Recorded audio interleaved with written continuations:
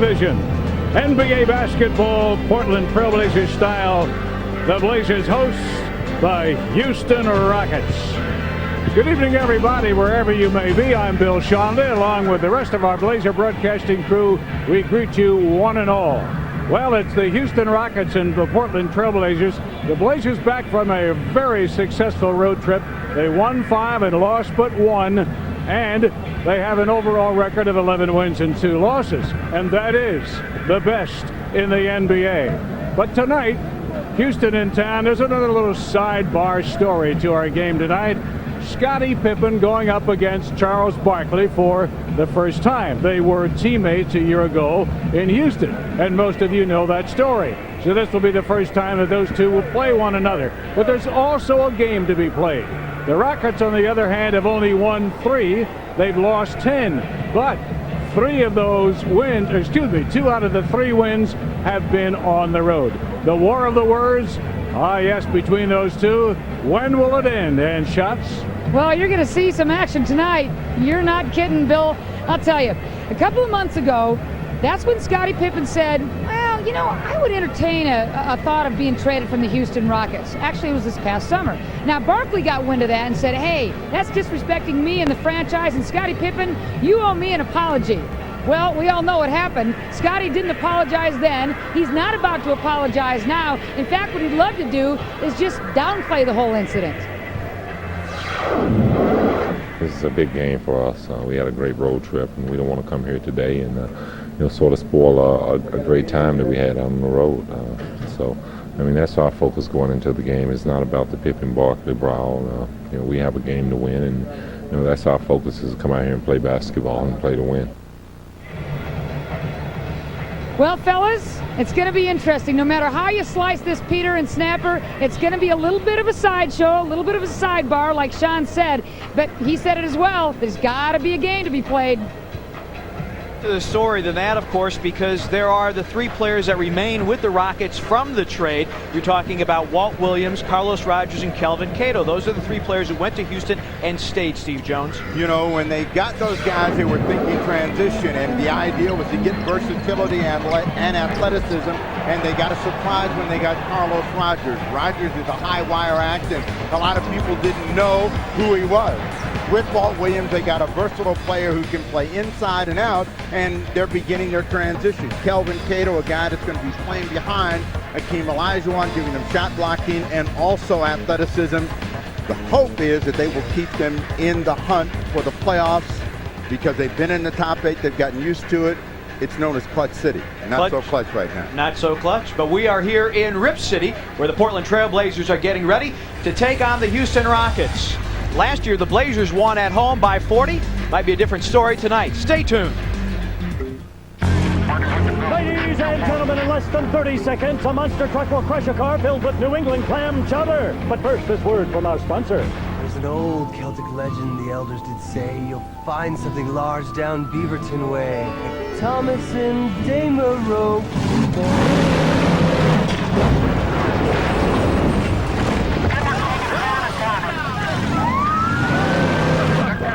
I love advertising. What? I'm Steve Jones with the Portland Trailblazers. We're proud this season to bring you live closed captioning on Blazer Vision. Closed captioning not only benefits our deaf and hearing impaired friends, but also can be used as an educational aid to our children learning to read. As a committed partner with the SMART program, the Blazers encourage parents to turn on closed captioning in your house. Enjoy the game.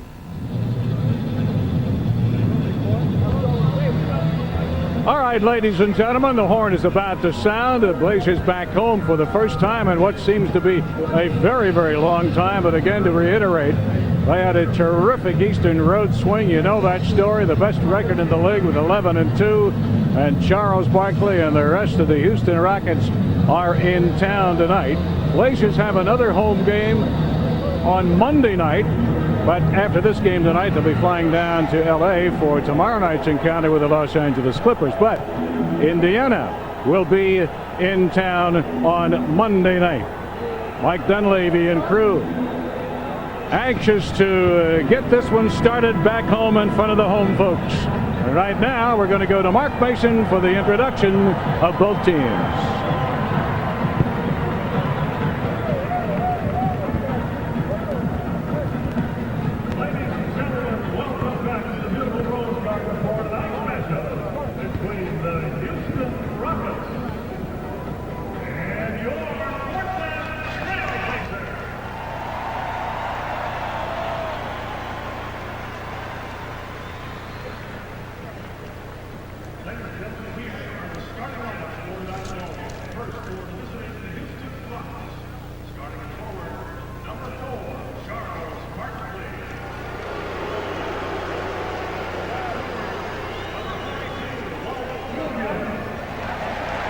Introduced first, he'll be a big part of the game tonight.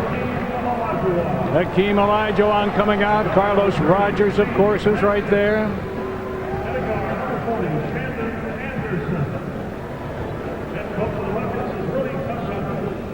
Shandon Anderson also will get a start tonight.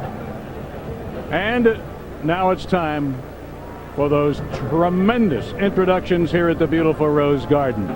In a moment, the house lights will be dimmed, and we'll look up on the big screen, and we'll get it done to find out who will start tonight. The Blazers with the best record of anybody in the league at 11-2.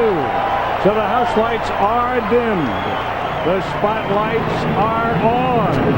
The Blazer dancers about ready to take their positions out on the floor, and everybody here at the Rose Garden looking up at the Panasonic screen along with the rest of you, wherever you may be, and we're getting set for the introduction of the Portland Trailblazers.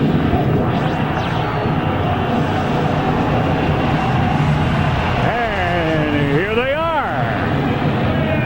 Are you ready for your Portland Trailblazers? And forward, 6'11" from North Carolina, number 30, Rasheed Wallace.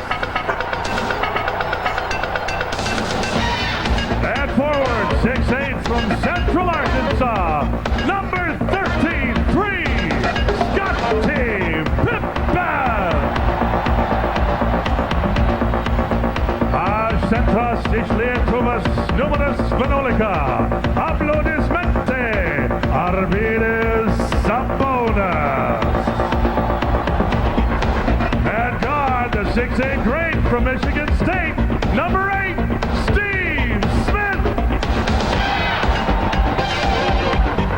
And a guard, 5'10" from Portland's Wilson High in Arizona, number 3, Damon Stoudemire.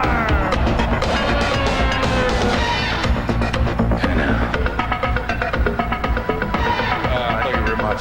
Ladies and gentlemen, the head coach of the Blazers and winner of his 300th NBA coaching victory last Wednesday night, Mike Dunleavy. The officials for tonight's ball game. Time now for the play-by-play of tonight's ball game. Here's Pete Pranica and Steve Jones. Thanks, Sean. Blazers and Rockets getting ready to hit the floor here at the Rose Garden. But first, time for Snapper's Keys to the Game. You know, yesterday was Thanksgiving, and the biggest problem that most teams have when they have the day off is they need a little energy. And Portland's been traveling, they come back, they cannot start this ball game flat.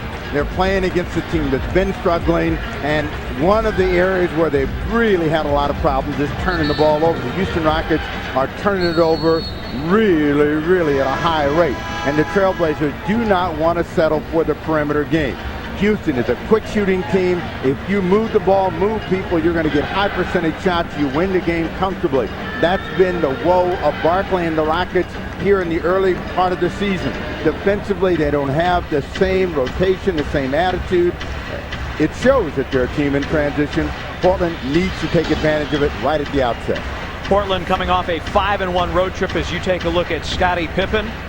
11-2 on the season, best record in the NBA, perfect here at the Rose Garden, and 7-2 on the road. As we said, 5-1. Cleveland, the only team to beat the Blazers on that road trip. and they did it 103-100. There you see Shandon Anderson, Hakeem Olajuwon. It's like old home week. Everybody getting a little bit better acquainted tonight. Houston at the bottom of the Midwest Division at 3-10. Better actually on the road than they are at home. We're glad that you have joined us here on Blazer Vision. Blazers and the Rockets. The Dream and Arvydas Sabonis ready to jump it up. Ron Gerritsen, Ron Elysiak, and Jason Phillips, the officials tonight. This is Steve Francis, the rookie out of Maryland. Didn't want to play for Vancouver. He is in Houston. Problem for the Rockets is they've been a post-defensive team that hasn't been striking quickly. They don't have a lot of passing and cutting, and they have to incorporate that into their game. And as you saw Olajuwon go quickly right there, they're trying to get him to go quicker. Don't wait for a double team. Entry into Rasheed. First 2 points of the ball game belong to Rasheed Wallace. Arvydas with the assist. Big advantage there as Steve Smith steps up on a turnover by Francis. Smith misses the finish. Rockets coming back the other way, looking for a tie early first quarter. Barkley gets the touch, checked by Steve Smith. And the boos cascade down here at the Rose Garden. Good ball movement. Walt Williams thought about a three, got by Rasheed Wallace. Walt Williams is on the board, shooting 43% from the floor this season, while averaging 8.5 points per contest. Here's Rasheed on a back down. Now, every time Wallace gets it, he needs to look at just turning and shooting over Charles Barkley and keeping some offensive heat on him, make Barkley defend him. Damon Stoudemire, he had a big game against Minnesota, but not that time. Steve Francis, a point guard with a shooting guard mentality. And again, the Rockets settle for a perimeter shot. Damon on the alley-oop. Rasheed Wallace, the alley-oop, his stock and trade. We saw a spectacular one as the Blazers beat Charlotte at the Hive in overtime. And Damon and Rasheed hook up once again. The Blazers by 2. This is a matchup they want to exploit. Francis against Stoudemire, quick spin in, but the Rockets stone cold. Barkley ripped that one away. Going to be a foul against Sabonis. Arvydas with his first, and the first Portland foul of the ball game. Sabonis has always had pretty good individual games against Olajuwon, but has always found himself in early foul trouble. This time gets a quick one on a rebound effort. Got to stay out of foul trouble. Keep some heat on Olajuwon defensively. Charles with a three. Arvydas getting mugged by Olajuwon, so Francis comes up with a loose ball. Nearly threw it away. Shandon Anderson and Charles Barkley settle it down. See, one of the problems is getting Olajuwon the ball where he can do something with it. Wallace comes over to give some help and picks up the foul as they lob over the top.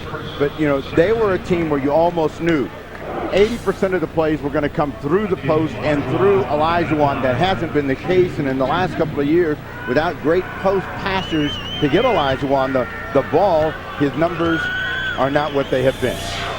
In point of fact, he's coming off an 8.6 rebound performance in 29 minutes in the win over Dallas. He's a good free throw shooter, just a little over 71%, but he misses a pair. So the Blazers dodge a bullet, but they do rack up a couple of team fouls. One on Sabonis and one on Rasheed Wallace. Steve Smith on the wing. Shandon Anderson on the defense. Scotty in the post, goes glass, and he finds the bottom.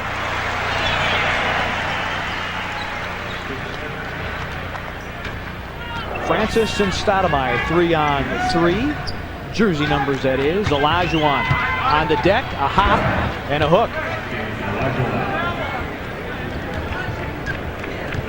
Well, Pete, you got some fans back there. They think he traveled, but the officials don't call it. Olajuwon gets on the board. Trailblazers should look to Wallace anytime he's down on the post against Barkley. Arvydas at the key tie. Steve Smith with a nice drive to draw and then kick to Arvydas. And the top of the key has been his sweet spot over the last 5 or 6 games. Portland, one of the better assisting teams in the league. Second, in fact, as you see the graphic there, pointing out that they are well out in front. Scotty the other way. Mike Dunleavy says swing it. Steve Smith has it behind a Sabonis screen.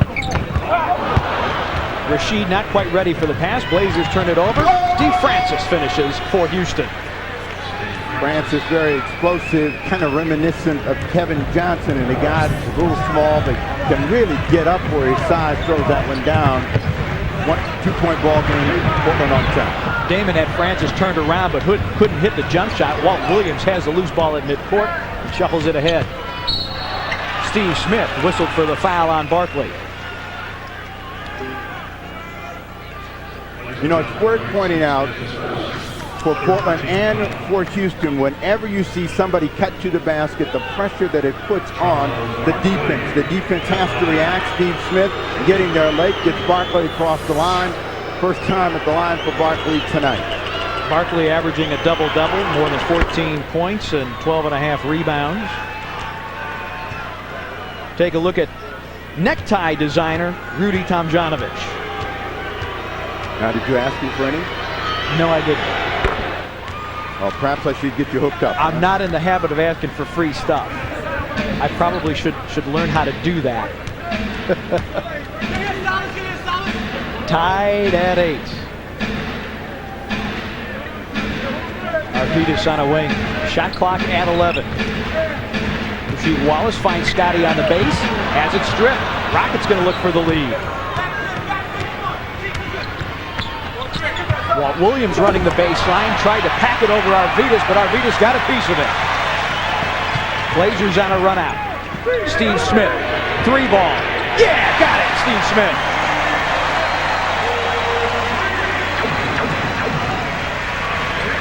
A guy that's lost for the Houston Rockets in this mix right now is Shandon Anderson. Anderson really fit in at Utah. Thought he was going to expand his role for the Rockets. Hasn't happened. Barkley misses after Olajuwon missed. Barkley staying busy on the offensive glass, couldn't get the finish. Damon trying to spin on Walt Williams, waits for the cavalry in the form of Arvidas Sabonis. Steve Smith posting up Francis on the mismatch, can't finish. Rockets come away with it. Blazers, good thought that time as they got the mismatch on the guard line. Francis eyeballs a 3. Rim didn't want that one. That's why I say you don't want to settle for the trick perimeter shot. Most of the times, you don't know when the ball is going to come up. You can't offensive rebound it. You won't get a chance to run. Pippen squeezes his way through. Second hoop of the quarter for Pippen. Looked like a Christmas shopper the day after Thanksgiving going through the crowd. Blazer lead is 5. Mike Dunleavy off the bench with defensive instructions as Francis starts a drive. Damon shadowing him. Hakeem on the baseline. Walt Williams. His 3 is long and out of bounds to Portland. Timeout on the floor. Timeout has been called. 5:55 for the first. Blazers off to a good start. They lead it 13-8 over the Houston Rockets. Mom, can I have a big cookie?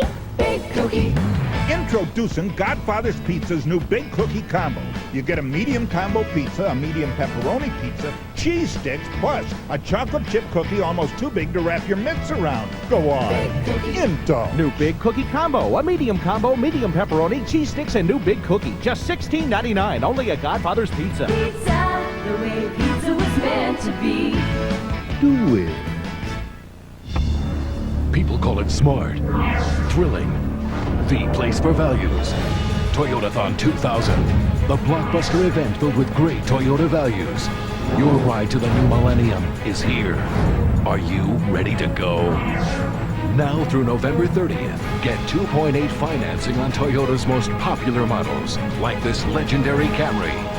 Get to Toyotathon 2000, now playing exclusively at your Toyota dealer.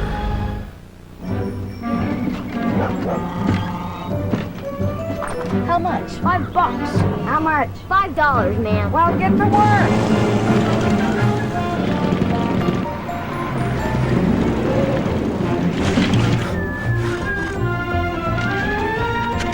Wow. Kid, you're good. My pleasure, ma'am. We didn't invent great service. We just took it to new heights. Alaska Airlines. So much for so little. Great seats are still available to see your Blazers take on the Indiana Pacers on Monday, the 29th of November. The first 10,000 fans through the Rose Garden's north and south entrances will receive one free Arvydas Sabonis Blazers buddy. There you see him jamming down another one. That's courtesy of Pillsbury. You can get your tickets now, 224-4400. 224-4400. See the Blazers and Larry Bird's Pacers here at the Rose Garden and get an Arvydas Sabonis Blazers buddy. Portland has scored the last 5, Steve. Houston looks like they've been settling for the perimeter. Well, that's one of the problems that Tomjanovich has had, that his team comes down and they shoot quickly from the outside. They don't get many chances when they move the ball, move people. They're a better basketball team, but they're trying to transition out. Anytime you shoot 23% and 23% on the road, you're going to have runs thrown on you, and bigger ones than 5-0. And the Blazers are the leading field goal team in the league. Rasheed with a turn and gun from the baseline. Rasheed Wallace coming off a 6 for 17 night against Minnesota. And he puts the Blazer lead at 7 as Jermaine O'Neal peels the warm-up off. Francis behind Dream's screen. Bangs that one down.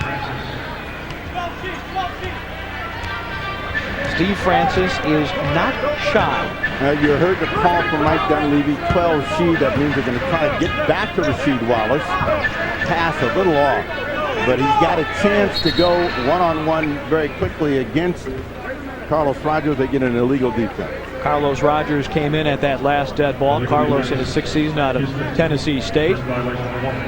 A little bit more size. Carlos Rogers also has some leaping ability, but again, you got to remember that he's playing against really one of the very young Lions at that position, and Rasheed Wallace, who can score on anybody. Wallace off to a good start. Blazers did not make any substitutions at that last timeout. 7 minutes gone by in the first quarter. Pippen looking for an opening. Shot that one right in Walt Williams' face. Pippen, who struggled on the road trip, off to a very good offensive start. Quick, explosive drive by Francis and the foul. And that's where the Kevin Johnson reminder comes in, where he is very quick off the dribble. Maybe can't go left or right as quickly as Kevin Johnson did, but at the rim, O'Neal in the ball game, Sabonis out. Arvydas picks up his 2nd personal foul. Jermaine O'Neal. An 8.7 rebound performance against Minnesota, as you see Steve Francis. He's hit for 27, his NBA career high twice this season. He did it on the road at Seattle and on the road at Golden State. But he cashes only 1 of 2 chances that trip. And the Blazer lead is 6. Scottie Pippen moving to the point. Damon on a come around. Scottie will step back and shoot a 3. Carlos Rogers grabs the rebound. While the former Blazers playing here tonight for Houston, reading the Houston papers today, it appears that Carlos Rogers is the most jacked up. He really feels he has something to prove. Bad pass, turnover, Blazers with it. Blazers with numbers. Damon to the rack. Well, Carlos Rogers did not get to play here. And I think that he felt he was just simply overlooked and not given the opportunity, so he wants to show that he's got game. And he has played, surprisingly well for the Rockets. Quick spin by Elijah, one off balance, lost control of the ball. So 2 consecutive turnovers for the Rockets. That's been a real area of concern for Tomjanovich. Cuttino Mobley in the ball game, Walt Williams out. Scoring is also a problem for the Rockets. The magic number for them seems to be 90 points. They're 0-4 when they score under 90. And right now they're stuck on 11. Steve Smith wanting to post up. Good ball movement. Pippen thought about a 3. Goes glass. Looking like Tim Duncan going glass. He's gone to the backboard twice in the period. Scottie with 8. Mobley is not shy and immediately comes off attacking, misses that chance, turnover. Blazers with it, Damon all the way to the rack. Can't get that one to finish either. He's missed 2 in close, looking frustrated with himself. Francis tried to step back behind the arc and turns it over again.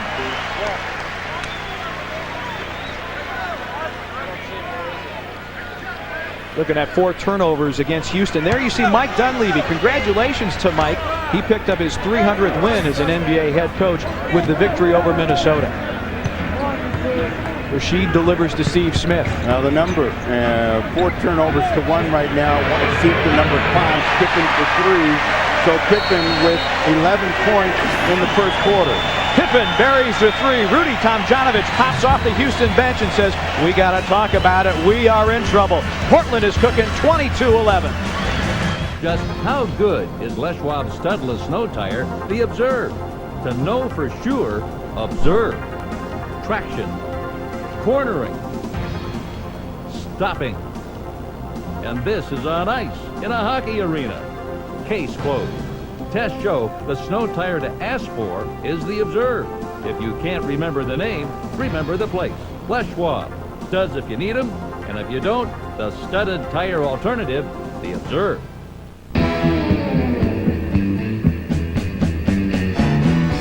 There's a road you travel. It takes you over hills, across bridges, and downtown. It throws you a curve and heads straight for the horizon. All along this road, you'll find Tesoro gasoline. Wherever the road takes you today, take to the road with Tesoro. Look for our clean stations and fast, friendly service on a road near you. Would you invest in a company that doubled in size over the last 10 years? If it were growing so fast it opened 4 locations a week? You invest in a company if 3 million people used its services and hundreds more signed up every day. Now, would you invest in that company if it wasn't the company? Support the Boys and Girls Clubs of America, a positive place for kids.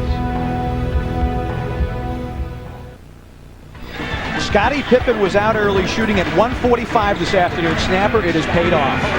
You know, Pippen, who has had some injury problems with his hand and had some difficulty on this road trip, is just trying to find a good shooting rhythm and is off to a very aggressive and good start, and that will help him. I mean, you know, he's always been a streaky performer, and whenever he's had a bad streak, he's tried to find something that will get him going again, and it appears that Pippen has found the magic today. Scottie on the receiving end of stinging criticism from the Houston media that he was a quitter, that he quit on the Rockets. And when you talk about what Scottie has done for this team this season, it has been his work ethic. With those injuries, he doesn't want to come out of ball games. Rockets need a score. They've had some good opportunities, haven't been able to finish. And their hook and ladder and their real big clutch player has been Olajuwon, but they're trying to transition away from him, and they're going to get a timeout by Steve Francis. Probably going to be 20 seconds with 4 on the shot clock because they just came off a timeout. Ron Garrettson asked Rudy Tomjanovich, and yes, it is a 20-second timeout. That gives us an opportunity to tell you fans that the Rose Quarter shuttle lots are open for Blazers games. They're located on 7th and Multnomah. Parking includes a free shuttle ride to and from the Rose Garden, so you can enjoy an economic and convenient way to park by using the Rose Quarter shuttle. And upcoming events here at the Rose Garden. ZZ Top and Leonard Skinner on November the 27th. The 99 Holiday Pops Tour featuring Boston Pops with conductor Keith Lockhart. That's on the 4th of December. On the 15th, the Toys R Us Soccer Victory Tour. And then the Portland Jam featuring the men's and women's basketball teams from the University of Oregon. That's on December the 18th. And a reminder that the Garden is accessible to people with disabilities. Call 503-231-8000 or TDD 503-231-1101 for accessibility information. Carlos Rogers. Well, they knew they had to get it away, and they get it away quickly. Nothing as poor shooting continues for them. Carlos Rogers had said in this morning's Houston Chronicle, he said, I hope tonight's game comes down to a game-winning shot. I want to take it, and I want to make it for the Rockets. But it's been all Portland here in the first. 2-man game. Shot clock at 3. Rasheed with a turn and gun. Good opportunity for Wallace. I mean, that's probably about a 70% shot as they squeeze Steve Francis for a jump ball. Steve Francis is finding that life as a rookie in the NBA is not easy. Portland's defense has gone up a notch or 2 or 3. Now Francis got the ball up too high and then lost control of it as Pippen jumped in and surprised him.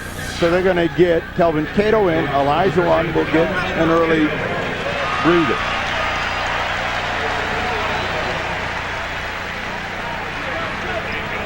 Kelvin Cato averaging 5 points and 4 rebounds per ball game. Francis and Pippen, so the Blazers should win this one easily.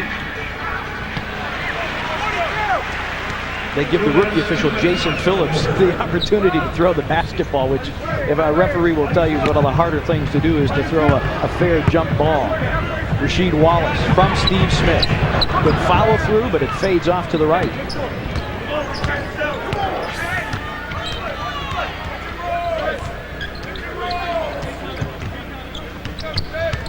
Francis doing it all by himself from the perimeter, and he misses badly. Pippen with a pass. Blazers moving quickly. Steve Smith. And Francis really with some hops at 6'3". With the Rockets, it's usually one pass and an individual effort, so they don't get enough ball movement, player movement. Carlos Rogers over the top of Rasheed Wallace. First 2 of the night for Rogers. Carlos, well known for his bowling skills with an average well over 200. Steve Smith stripped on the way to the hoop. No call.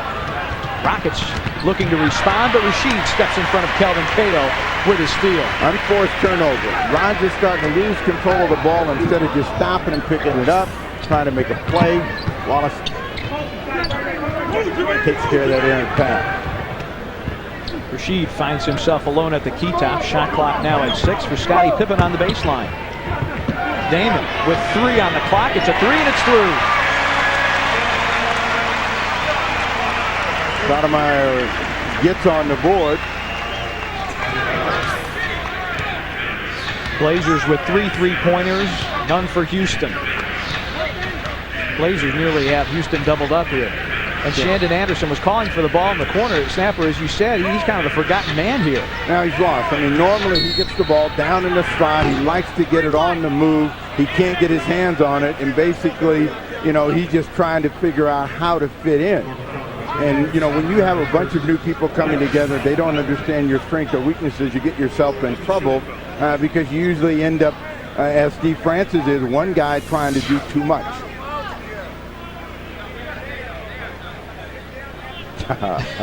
Mike Dunleavy just says, my bad, why is he shooting? Well, that's because he thought he was a team with no shot. Scottie Pippen did object to the call. He objected to the screen that Carlos Rogers set. Circle the number right there. Rogers, 20 field goal attempts.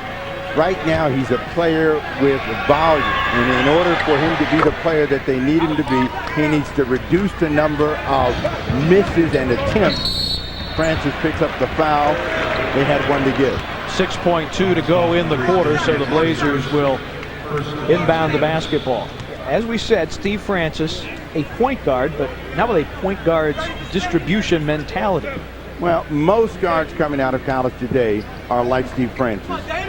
Their job is in college was to score and to be the big play guy, and when they come into the pros, they find out that's not the case. Damon has his shot blocked, and Rasheed Wallace deflects it at the buzzer, so Houston can't respond. A good quarter for the Blazers as they force Houston into a very poor quarter. Blazers lead it 25-15.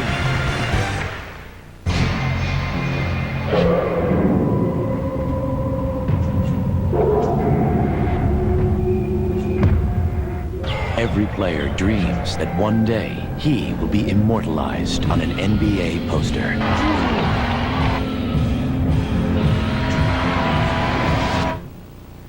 Unless he's that other guy on the poster. No matter what a player's famous for, he still gets thirsty. Oh, he took him to school! Why do I have Aflac insurance on top of my regular health insurance? Because he has his mother's eyes. Because I still have to teach him to whistle. And because Aflac helps cover what other insurance doesn't. If I'm injured, Aflac even provides cash to help pay bills. So why do I have Aflac? Did I mention he has his mother's eyes? Aflac supplemental insurance. Without it, no insurance is complete. Don't miss your chance to experience one of America's most treasured holiday traditions, a Christmas concert with the one and only Boston Pops on Saturday, December 4th at the Rose Garden Arena. As a special benefit, LaserVision customers receive a discount on tickets to the Boston Pops Holiday Tour. Enjoy all the beauty and magic of the Boston Pops as they perform Christmas favorites old and new. Simply visit the Rose Quarter ticket office or call Ticketmaster at 503-224-4400 and identify yourself as a BlazerVision subscriber to receive your discount. Happy holidays from your friends at BlazerVision.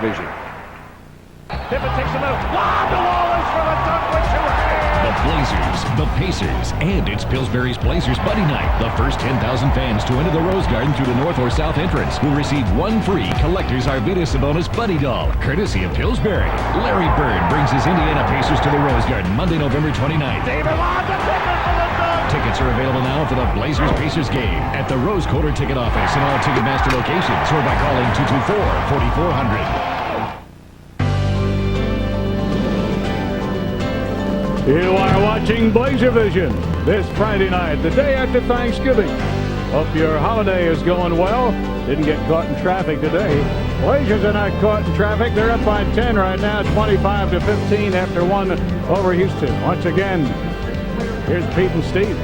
Thank you very much, Shans. There you see the field goal story. Blazers at 48%, Houston at 28%, and hurting the Rockets even further. 6 turnovers in that first quarter. As I said, that's been a concern for them in the early part of the season, taking care of the basketball. So Portland's got to follow the same formula that they did in the first half. Pressure the ball, make them make some mistakes, keep them shooting from the perimeter, and then really try to push it the other way. They did not convert any of their fast break opportunities, but they were right at the iron. Stoudemire missed 3 right at the rim. Ogman, Anthony into the ballgame for the first time. Arvydas is back in along with Pippen and O'Neal. So the Blazers going with a good defensive lineup here to start the second quarter rather. Steve Francis misses the shot. No iron drawn, a 24-second violation. And yet another turnover against the Houston Rockets. And Rudy Tomjanovich was here a year ago, of course, when the Rockets got dusted by 40. And he's seeing the same type of horror unfold before him again tonight. Well, that was a tired team because the next time Portland played them, they lost in Houston after being embarrassed on national television. I think that this team right now is just a team that's lost. They don't understand the concept and the style, and the newness really has them kind of bogged down. And part of the reason that the Rockets won 2 at the Compact Center over the Blazers would be Scottie Pippen. Ron Elysiak with a foul call on Greg Anthony, trying to check Cuttino Mobile. Charles Barkley returns to the Houston lineup as he replaces Carlos Rogers. Well, Barkley was in for 6 minutes and very ineffective in that 6 minutes, but Tomjanovich knows he needs a veteran out there with that ability to keep some pressure on the defense. Again, one-on-one, working against the clock, Steve Francis and the Rockets. Scottie Pippen will check Francis. It's a 3 at the shot clock buzzer. Misses, and Kelvin Cato can't get the dunk to go down. And the crowd enjoys that. The crowd does love Kelvin for all his contributions to the Portland community, but he's wearing a Houston uniform right now. Scottie Pippen on a spin to the basket. Well, what they liked was the rejection by O'Neal on that effort. O'Neal trying to go back the other way, lost it. Shot clock is now at 6. Stacey Ogman has it, tries to clear everybody out, and he loses the basketball out of bounds, but it is off of Anderson. Blazers will keep it with 2 on the shot clock, and Steve Francis will finally get a rest. Bryce Drew, in his second season out of Valparaiso, is into the ball game for the first time tonight. Well, 1 year ago, they thought that Bryce Drew might be their point guard of the future. He doesn't have a lot of quickness, but he really understands how to play the game. Sabonis with another deep hook. 4 quick points for Sabonis. Jermaine O'Neal went down awkwardly on the follow-through and looked to have dinged an ankle. We'll see as he backs down against Charles Barkley defensively. See if the movement is there. One thing that Barkley doesn't do, which would really help him, is move himself in the ball quickly. Mobley for 3. Again, the Rockets stay perimeter, but that time they bury it. First 3-pointer for Houston tonight. Scottie Pippen. Greg Anthony has it in the corner. Arvydas. Shot clock at 5. Arvydas will swing the hook. He hit the first two of the period, misses that one. Mobley on a run out against Pippen. And a blocking foul called on Scottie Pippen. When we come back, a chance for a three-point play for the Houston Rockets. Blazers lead it early second, 29-19. It's the Metro Watch, Greater Portland. The city's at a standstill because nobody will drop the new chalupa from Taco Bell. This footage tells the story. Our expert Tina Fan explains it all. The chalupa phenomenon is unlike any I've seen. The mouth-watering ingredients are major factors, but the chalupa's crispy, flaky, chewy, tasty shell clearly fuels the obsession. Obviously, the new chalupa from Taco Bell has a taste you can't resist. It seems that no one in Greater Portland will drop the chalupa. Celebrate America's triumph as the Toys R Us Victory Tour takes over the Rose Garden December 15th at 7:30. For the first time indoors, see the U.S. national team featuring Mia Hamm, Julie Foudy, Brianna Scurry, Michelle Akers, Carla Overbeck, and more as America takes on the world. World champions and women's gold medalists for the first time ever take their game indoors. Tickets at Rose Quarter Box Office, all ticket masters, and charge by phone. The Toys R Us Victory Tour.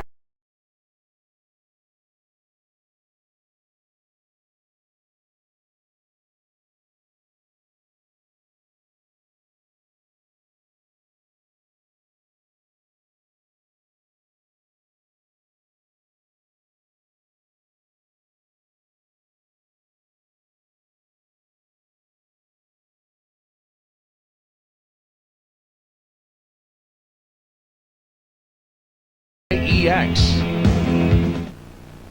Stop by your local Toyota dealership and sign up for the chance to participate in the Toyota Mini Grand Prix. You could qualify to win cash prizes or a trip to the real Grand Prix in Southern California. So stop by and sign up.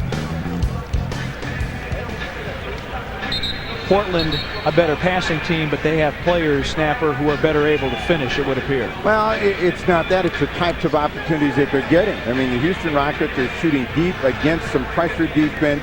Those shots are not going to get you assists. Portland's been able to get into the high percentage area. You know, if you had asked for a change in styles of play, you would say, what do the Rockets need to do more of at the passing cut? You will get assist totals that will come up because of it. Mobley at the line to attempt the three-point play. There you get the view from the Slam Cam, brought to you by 800.com. 800.com, electronics and more. Mobley completes the three-point play, and the Blazers lead is trimmed to 8. Mobley's 6 straight points to try to keep Houston tight. A couple of three-point plays, one from beyond the arc and one from the foul line. Arvydas held the hot hand early in the quarter. Still got it. Comes in on Kelvin Cato and shoots it right in the mug of his old teammate. Bryce Drew. He was absolutely on fire beyond the arc against Dallas, and he had a notion there.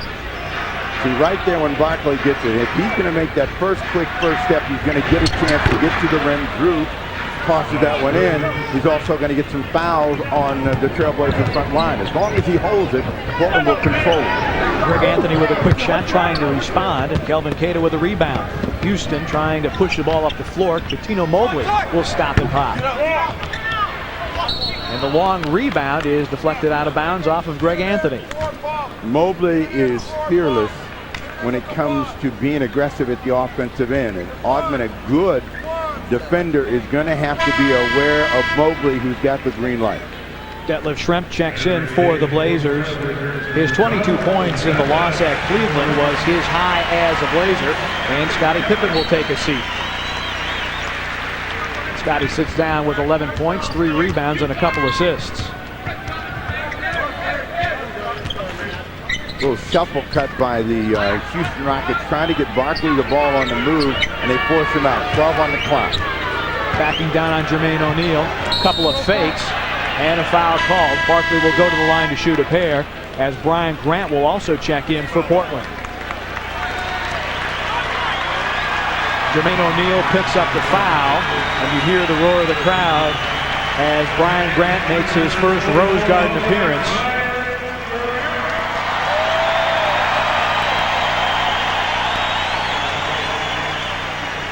Portland's sixth man roars its approval as Brian enters the lineup and Charles makes the first free throw. Matt Bullard in the ball game. The invisible man Shandon Anderson goes down. Rockets a little bit better here at the top of the second quarter in terms of offensive production. 10 quick early points in 4 minutes, and they really struggled in the first quarter to get to 10. They've pulled within 6. Blazers looking for some offense outside of Arvydas Sabonis, but they will go back to Arvydas, and he had the easy one, or it appeared to be easy, or at least it was in close. Couldn't finish. Charles Barkley, that's a carry, that's a walk.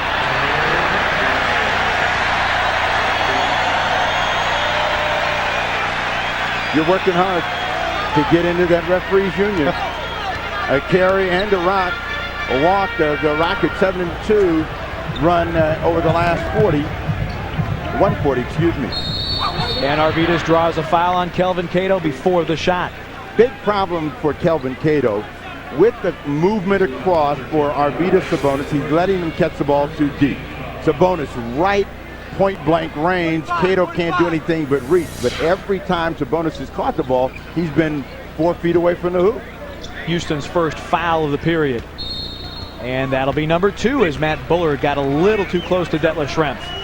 Rudy Tomjanovich doesn't agree with the call. Well, let's look at the first quarter. They didn't get close to the Trailblazers. Dunleavy was saying, hey, when they were down to under a minute to play, there are no team fouls against us. Well, that was the Rockets. You know, they're picking them up right now as Tomjanovich is wanting his team to be more aggressive at the point of attack and out on the perimeter. Stacey Augmon turns to the basket, goes glass. Blazers can't rebound it. Patino Mobley does. Patino on a run out. Both teams have had a little difficulty finishing from in close. Well, when you go to the glass, you got to go with the idea of finishing the play. Mobley was thinking getting fouled. Charge, Augmon. Matt Bullard stood in and accepted the charge of Stacey Augmon as he picks up his first personal foul. Same kind of play with Barkley. Once you start that spin, and if you're not under control, you're going to move both of your feet, travel.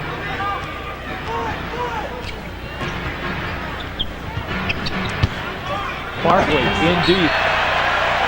Blocked and out of bounds. Timeout has been called. Blazers looking for a little offense. Houston is pulled within 6. 31-25 Blazers. Honey, can you bring home the milk? I will pick it up myself. Kyle, pick up some milk.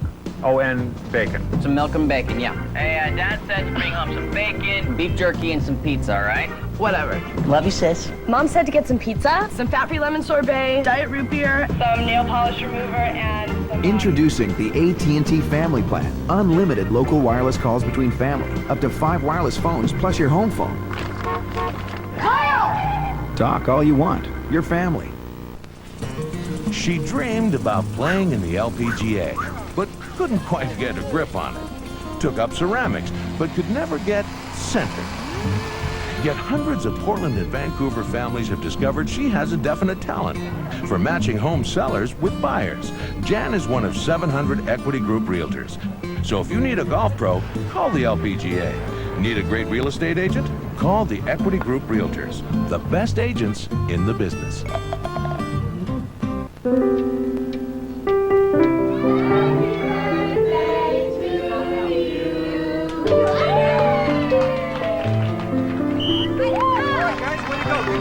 Why let beautiful memories lie forgotten in a drawer when it's so easy to drop your film off at Fred Meyer?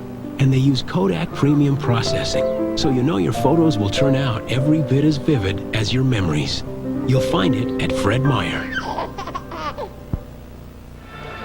Back at the Rose Garden, you take a look at the field goal numbers. Houston is coming up. Portland sliding a little bit. Yeah, and again, when you become static offensively, and the only guy that's been productive for Portland at that end of the floor has been Sabonis because he's been able to get it so deep. Everyone else is kind of standing, going one-on-one, which is what the Rockets did in that first quarter of play. Rockets have gotten some scoring. Mobley, Drew, Barkley, Cato, and Bullard, the 5 for the Rockets. Grant, Sabonis, Augmon, Schrempf, and Anthony on the floor for Portland. 8 of the 10 points that the Rockets have gotten in the quarter have come from the back court. Bryce Drew, Cuttino Mobley. 10 on the shot clock. Mobley. Stacey Augmon checking him and blocked out of bounds with 4 on the shot clock. Mobley screens for a foul and gets no satisfaction. Mobley had no idea where his defender was, so he was coming around the corner and he was just thinking get a shot in the air and hoping he was going to get it. Augmon is very good at getting to the ball on the move. Mobley. He flashes open and sticks it. So Cuttino Mobley comes off the bench and starts tearing down the nets here as he has 9 points. Remember, Mobley was a starter last year, and Tom Janovich really liked this guy, but Rudy looked at his team and said, I got to have some firepower off the bench, so he's changed the role of Mobley. Greg Anthony answers. That's Greg's job. He's a designated run stopper. And the Blazer lead is back to 6 after Houston cut it to 4. He was huge in the win over Charlotte, particularly at the line in the 4th. Charles Barkley on Brian Grant, and a foul called. And see, when you see Barkley make that quick move, that's when he gets the edge. He doesn't have the edge when he holds it. And once he caught the ball, surprised Grant with the quick turn, and Grant, who's still adjusting to the new rules, reaches in. Blazers 4 fouls in the quarter. Barkley facing up. Drew again had a notion about a 3. That's where he's most effective, when he can get his feet set. And Bullard hits from 3.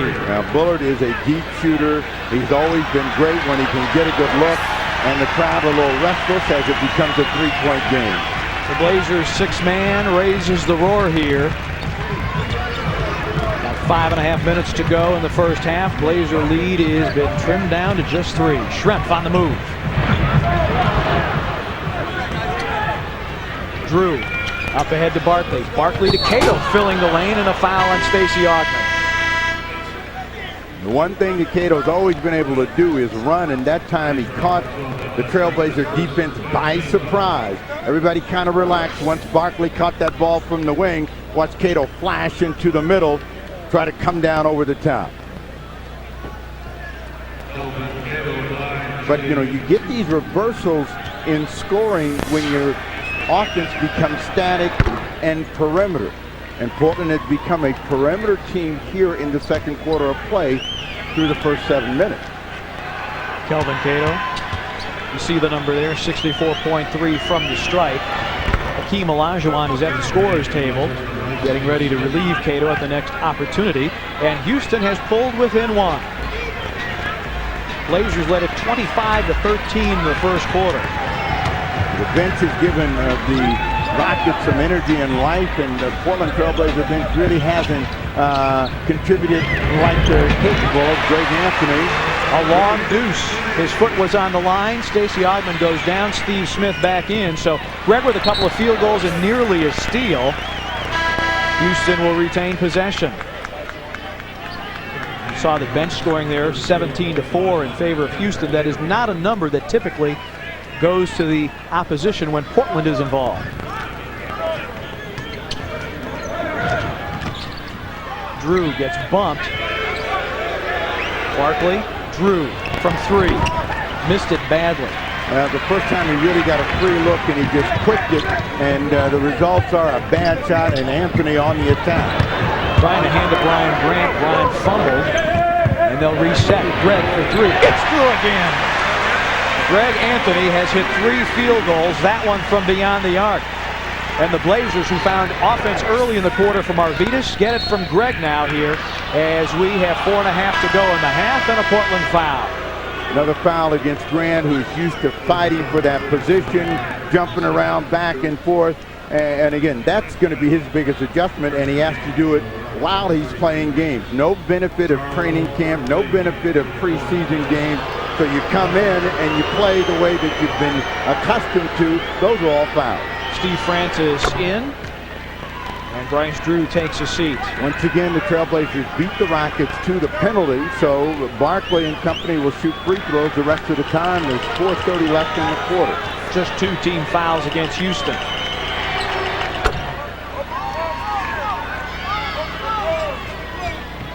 Blazers have gotten offense from Greg Anthony in this quarter. Well, the front line somewhere else. The front line for Portland dominated the first quarter with Wallace and Scottie Pippen. Sabonis. They're going to get a foul here. Olajuwon in the back, same kind of defense that Brian Grant was trying to apply. The front line here in the second quarter has been Sabonis in terms of point production. First foul against the Dream, 3 against the Rockets. Tremfon Bullard looking for Brian Grant. Bryant, quick spin on Charles, and gets it back. Bryant wants it again, this time against Olajuwon. On the back down, spins, yes! And he'll go to the line for a three-point chance.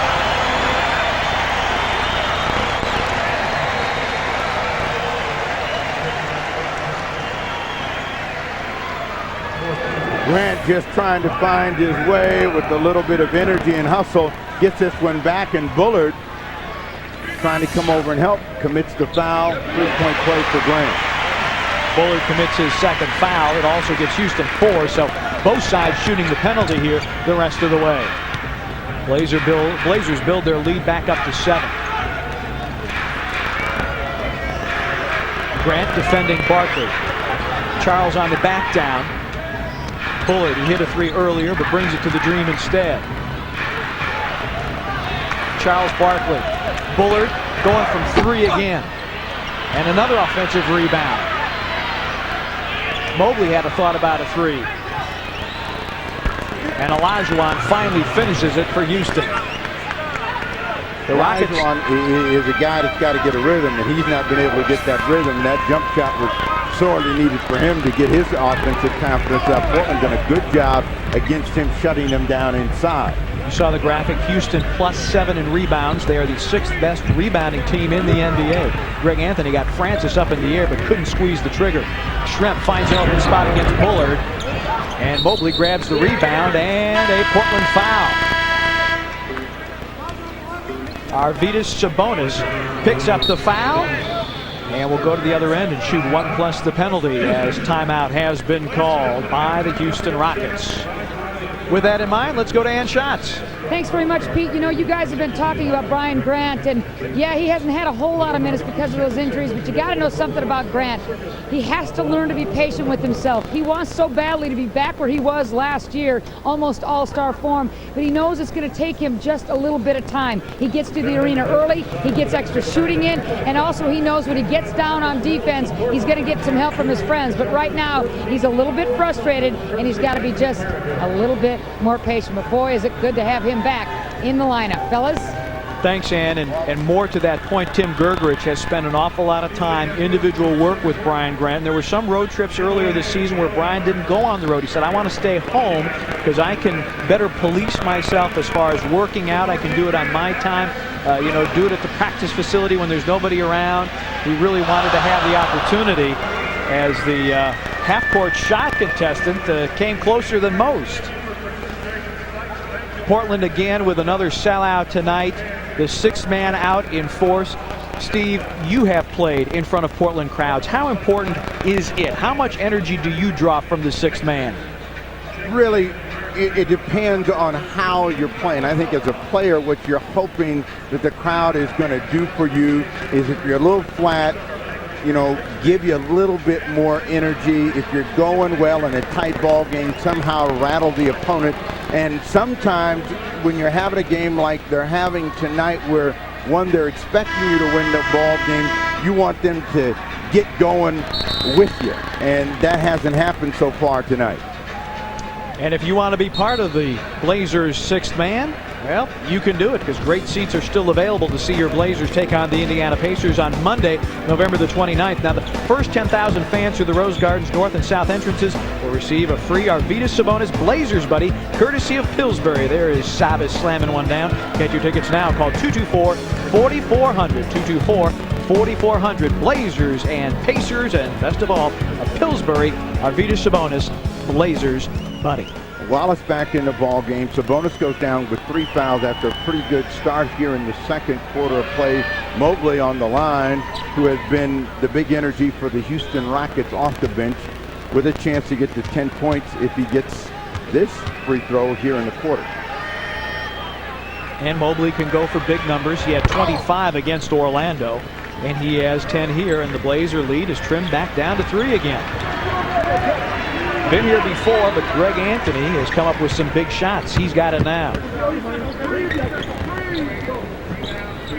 Brian Grant wants it against Olajuwon. A little jump hook. Brian Grant, hardest working man in basketball, gets the jump hook to fall. Mobley delivers to the Dream on Wallace. Hakeem feels a double team and turns it over. 9 turnovers on the Houston Rockets, and that has been their Achilles heel tonight.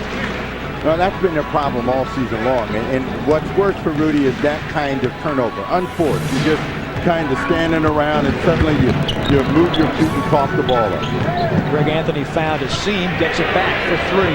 Hit the side of the board though.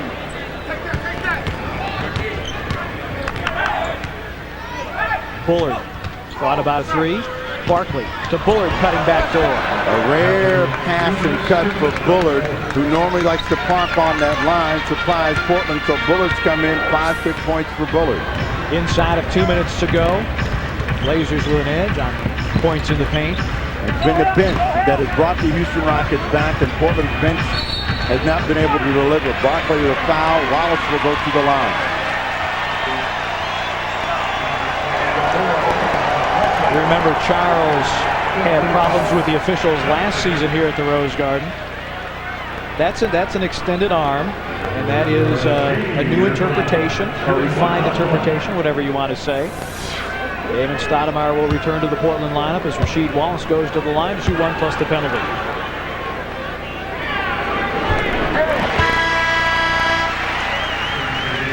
Rasheed shooting at just under 65% from the line. And Greg Anthony will sit down. Greg with a very productive quarter, 7 points. You know, Wallace is a guy that has the ability really to get into the 80s. And it's just a question of confidence. You know, he'll have streaks where he'll make 7, 8, 9 free throws in a row, and then suddenly he'll go on the stretch where he's 1 or 2 and just doesn't seem to be able to find a range, but he gets both of those. Detlef Schrempf goes down, so the Blazers have their starting lineup in, with the exception of Arvydas Sabonis is on the bench, and Brian Grant is in. Blazers trying to lock up the Rockets here in the last 90 seconds of the period. Well, the Rockets starting to move the ball and move themselves a little bit quicker. Francis over the top. And Rasheed Wallace gets over the top of the Dream for the rebound. Damon wanted to do a diagonal pass. It wasn't open. Steve Smith is open for 3. Brian Grant can't grab the rebound. Olajuwon can and nearly throws it away. But Francis has it against Stoudemire. Mobley. Barkley gets the basket for Houston. Blazer lead is 3. Long outlet pass is what got the Trailblazer defense in trouble. Rockets got an early and a rare fast break. Wallace looking at the clock. And a foul called on Steve Francis. No, Matt Bullard. The way Francis reacted, I thought it was on him. Rudy Tomjanovich was way out on the floor protesting Ron Elysiak. Not that that will do much good. So Rudy will retreat to the bench area as Scotty shooting 1 plus the penalty. 3rd personal against Bullard. Bullard started the season on the IR, but has come in and really given Rudy a little bit of a shot in the arm here. Walt Williams, who wasn't that effective in the first quarter, comes back in the ball game. I mean, Walt Williams is a guy that has the ability to step up and play very, very well, but hasn't done it so far. Been kind of quiet and taking a back seat as a Houston Rocket. Mike Dunleavy calls out ISO 1 as Steve Francis isolates against Damon Stoudemire. Shot clock at 10. Francis on the drive.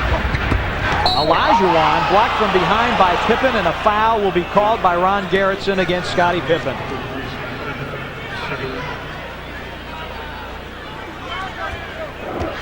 Scottie picks up his 2nd foul of the ball game. Francis was able to draw the defense, and from the rear, Pippen trying to make the block. Scottie thought he got all ball. nicked Olajuwon, and Olajuwon will go through the line. The first time Olajuwon there missed both the free throws. Detlef Schrempf at the scorer's table for Portland. And Scottie Pippen will sit down, so as not know, Brian Grant's going to sit down. Brian Grant with 5 points, 2 rebounds, and a couple of fouls in his action here in the second quarter.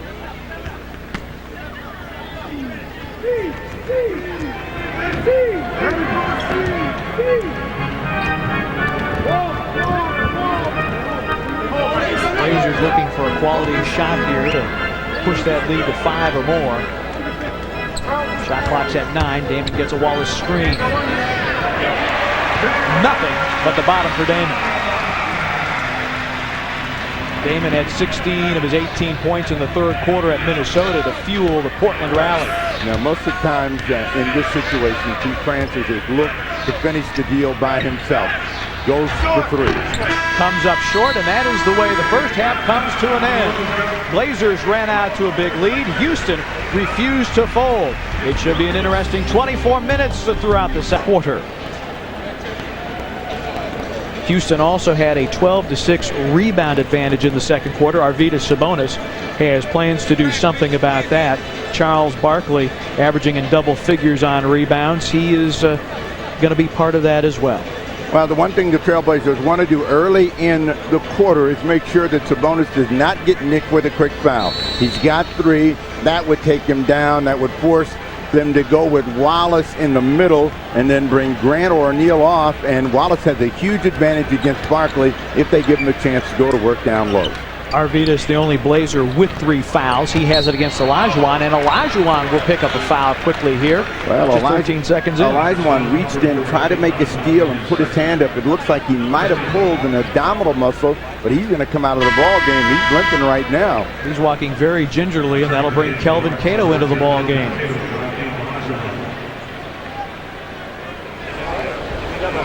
Going right to the locker room, too, so they're going to get a look at Olajuwon and find out where that quick, sharp pain came from.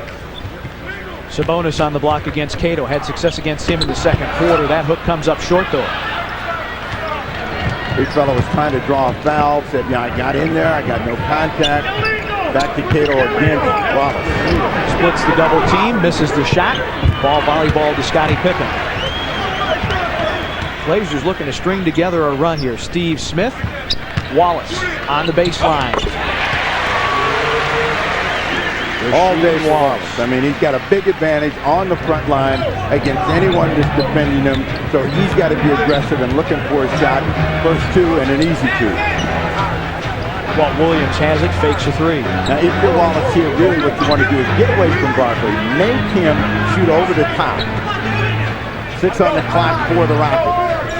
Walt Williams tees up a 3. He's been cold from out there. Damon in the lead, doesn't have numbers, so he'll peel back. Pippen on the baseline, checked by Walt Williams. Shot clock at 12 as he goes inside to Sabonis. Sabonis puts it on the deck, and the hook too strong.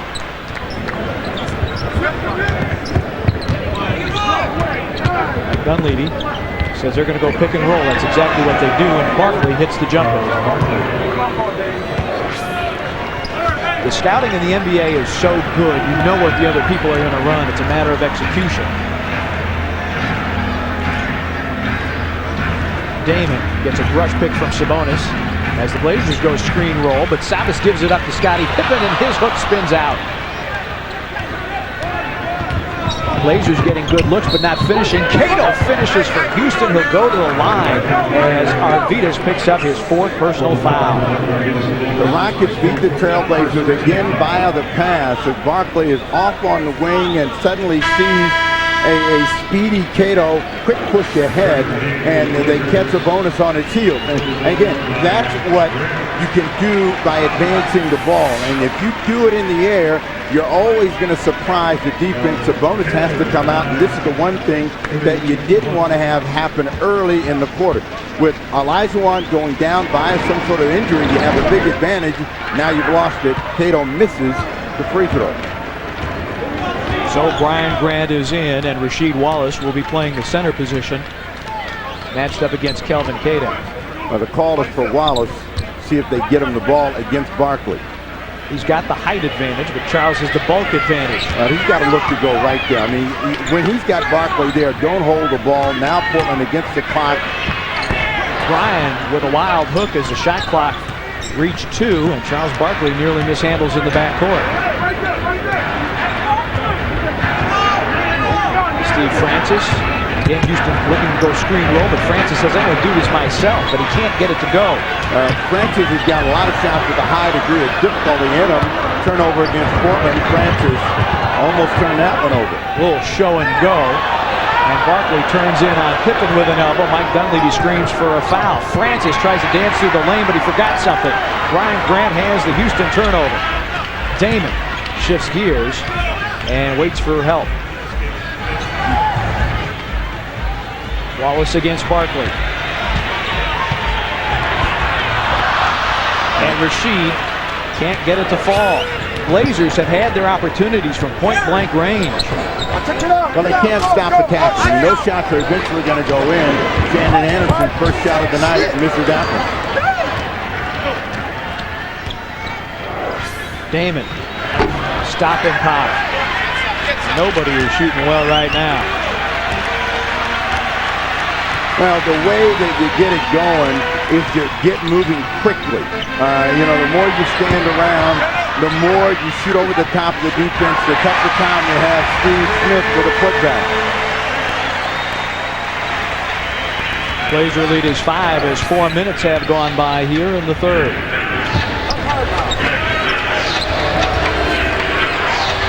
Barkley looking to lean in. And Rasheed Wallace swats it out of bounds. And Shots has an update on Hakeem Olajuwon. And thanks so much, Peter. Halfway to the locker room, Hakeem almost collapsed. He was telling people that he had a pulled groin. He wasn't sure whether he was going to be able to come back or not. But again, this is from Olajuwon, not any of the team doctors. But right now he is still in the locker room. Said he pulled his groin. Wasn't sure about the rest of the night as far as his playing status is concerned, guys. Thanks for the update, Ann. Steve Francis pulls the trigger. And the Blazers having difficulty corralling the rebound, but it is out of bounds to Portland. Well, the only thing that's saving them right now is the Houston Rockets' poor shot selection and the fact that they're shooting against the clock with Steve Francis as the trigger man. Percentage is very low. Players know, different injuries, and without the doctor, Olajuwon has pulled a groin before. He knows what it feels like. Going to get a collision underneath and a foul against Steve Francis. Francis picks up his second personal foul. That's 2 on Houston in the quarter.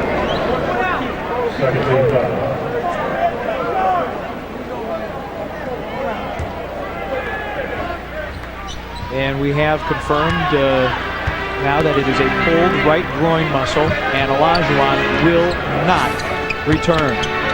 Steve Smith, Damon. Shot clock at 1. Damon's got to launch it. It draws iron. Rasheed Wallace offensive rebound. Brian Grant has it blocked. Rasheed Wallace forces the turnover. We were waiting. Ron Gerritsen blew his whistle. We weren't sure if it would be a charge or a travel. It is a travel as Houston commits its 10th turnover of the night. Beg your pardon, their 11th of the night. In a scramble, and normally the defender is supposed to give that guy a chance to turn around and make a decision. Didn't get that call their way. Walt Williams with the foul as we go to a break. Walt Williams with a Houston foul. Timeout on the floor. Blazers lead at 53-48. Honey, can you bring home the milk? I will pick it up myself. Kyle, pick up some milk. Oh, and bacon. Some milk and bacon, yeah. Hey, Dad said to bring home some bacon, beef jerky, and some pizza, all right? Whatever. Love you, sis. Mom said to get some pizza, some fat-free lemon sorbet, diet root beer, some nail polish remover, and some... Introducing the AT&T Family Plan. Unlimited local wireless calls between family. Up to 5 wireless phones plus your home phone. Kyle! Talk all you want. Your family. Would you invest in a company that doubled in size over the last 10 years? If it were growing so fast it opened 4 locations a week? You invest in a company if 3 million people used its services and hundreds more signed up every day. Now, would you invest in that company if it wasn't a company? Support the Boys and Girls Clubs of America, a positive place for kids.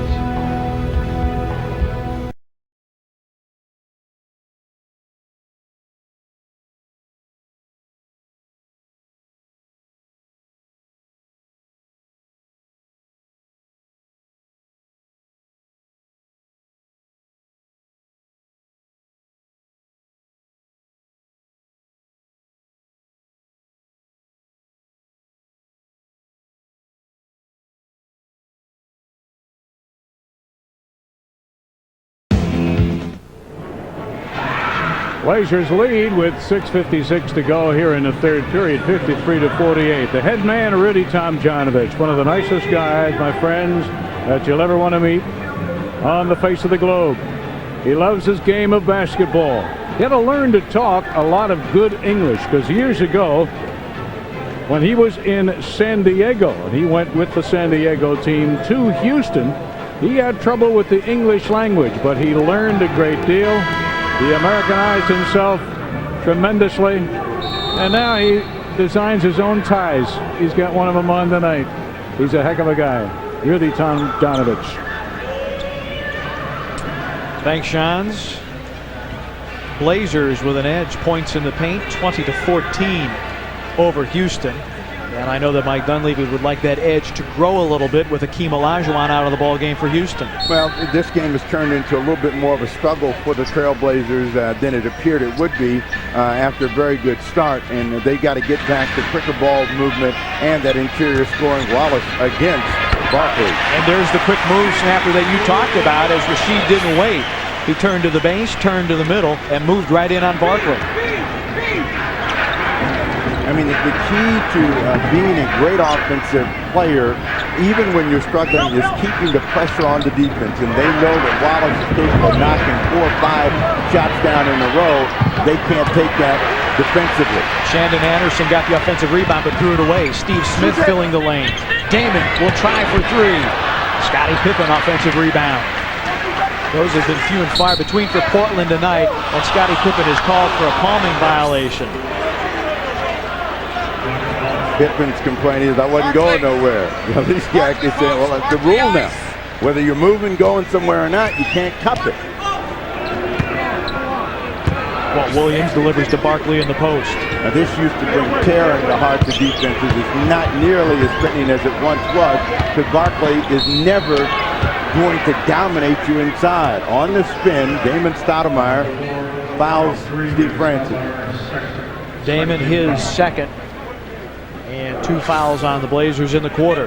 With Francis really being so erratic, you just want to keep that guy in front of you. And Damon, even though he's going to have trouble because Francis can jump over the top, we'll get more mistakes out of him. Cato with a miss. Point blank range. Kelvin couldn't put it down. Steve Smith had a notion, pulls in for an easier shot and gets whacked on top of the head. He'll go to the line to shoot a pair. Shandon Anderson picks up the foul, and he has had all kinds of trouble fitting into the Houston offense tonight. Well, you know, sometimes, you know, when you're in a good system like he was at the Utah Jazz and playing a major role, and you feel you're underappreciated, you go someplace else, it's a different kind of game, and you never, ever look like the same player. That's where Shandon Anderson is right now. You don't even know where Shandon Anderson is out on the floor. Mobley in, Anderson down. Steve Francis is listening to you as he's standing near us at the scorer's table. So Steve Francis getting some snapper wisdom here. And Mobley was the guy that did a lot of damage, scoring 10 points in the second quarter to keep Houston close. A couple of free throws down for Steve Smith, and the Blazer lead is back to 9.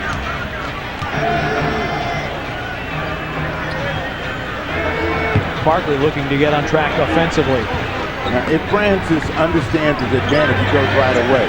They come over the top with Barkley. And he splashes a 3. You will let Barkley keep doing that, and you'll likely like to keep Houston on the perimeter. Rasheed Wallace turning to the baseline, draws the foul on Barkley. Barkley his second. He's got 13 in the ball game to go with 7 rebounds. Barkley, over the years and the ravages of injuries and time, you know, he used to be able to deal with bigger, quicker players, but you can see the quick spin and where he was with the half a body behind had to reach in. Charles had 24 rebounds against Indiana earlier this season. That is the best rebounding performance in the league this season. Arvydas Sabonis down on the pine with 4 fouls. Bonzi Wells on the injured list behind him, as they watch Rasheed Wallace try to give the Blazers an 8-point edge.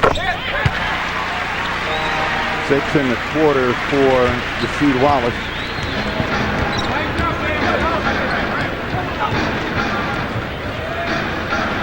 Mobley, Pippen's on him, and Mobley fumbles it away. Damon has it. Blazers with numbers. Pippen on a run. Yes! And the foul.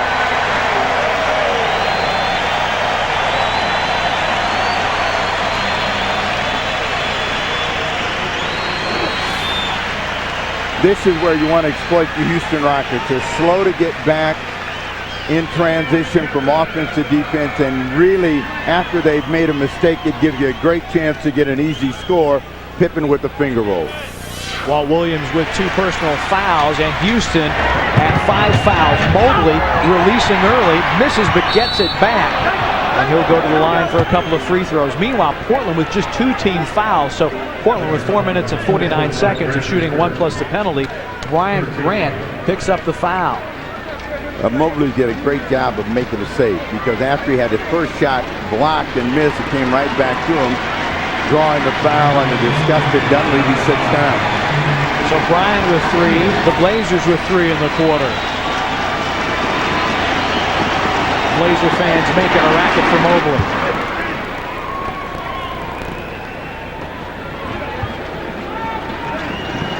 Brian Grant trying to play his way into game shape. He's averaging about 11 minutes since he's come back off the injured list.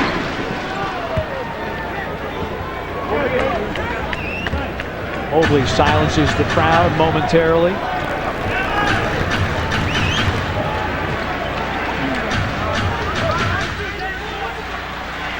Steve Smith gets a Rasheed Wallace screen. Blazers working the perimeter. Scotty's got it. 6 on the clock. He'll elevate. Brian Grant gets hacked by Kelvin Cato. Brian understood the shot clock was inside of 5 seconds, and he had to go, and he did against Big Kelvin, and draws the foul. Well, the best part of the play is he's the only one chasing the rebound. And that ball was short. He got there first. Cato was in a defensive position. Grant on the line.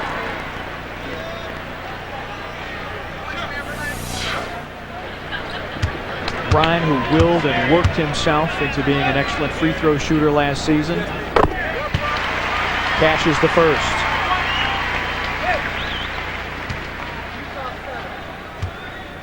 Against Minnesota, he played 11 minutes, missed all 3 of his shots, but he did grab 4 rebounds. As Walt Williams grabs the miss.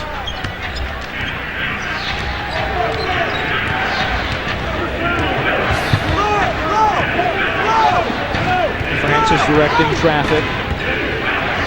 See how much time Steve Francis is taking just in a solo effort, and then to end up with a tough 3-point shot. Mobley bails him out, but that's the kind of ball that will get you in trouble every time. Grant, a quick sprint to the other end. He was releasing early, and Mobley was the only man back.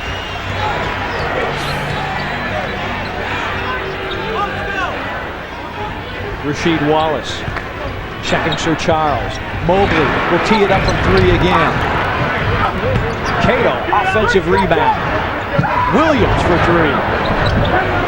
And you knew sooner or later you'd see that 3-fingered salute from Walt Williams. Mismatch here. Smith against Cuttino Mobley, and he traveled. Steve Smith on the back down turns it over. Blazers with their 6th turnover of the night. But Houston has only capitalized 4 points off those turnovers. Sir Charles, bad pass. Steve Smith It was a bad decision all the way by Barkley. He jumped up in the air and had nowhere to go, and no one cutting to the hoop. Mailed it right to the Trailblazers, and that turned Steve Smith loose in a break. Walt Williams trying to get in front, picks up the foul. Rudy Tomjanovich was at midcourt questioning the call. The foul is on Cuttino Mobley. That is his first. And the Rockets are over the limit, so Smith to the line to shoot 1 plus the penalty.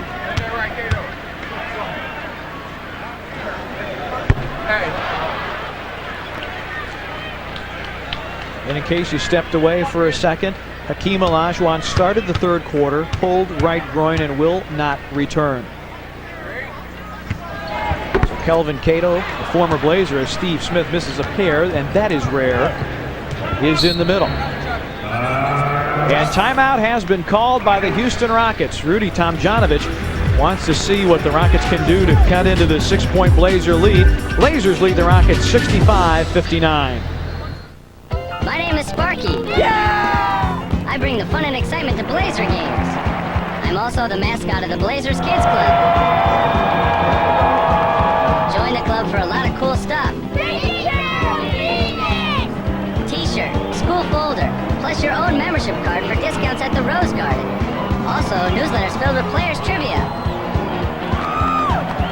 It's fun. Come on out and join the Kids Club.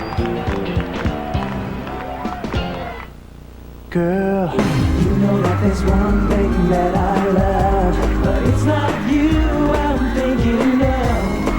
I want the ultimate cheeseburger.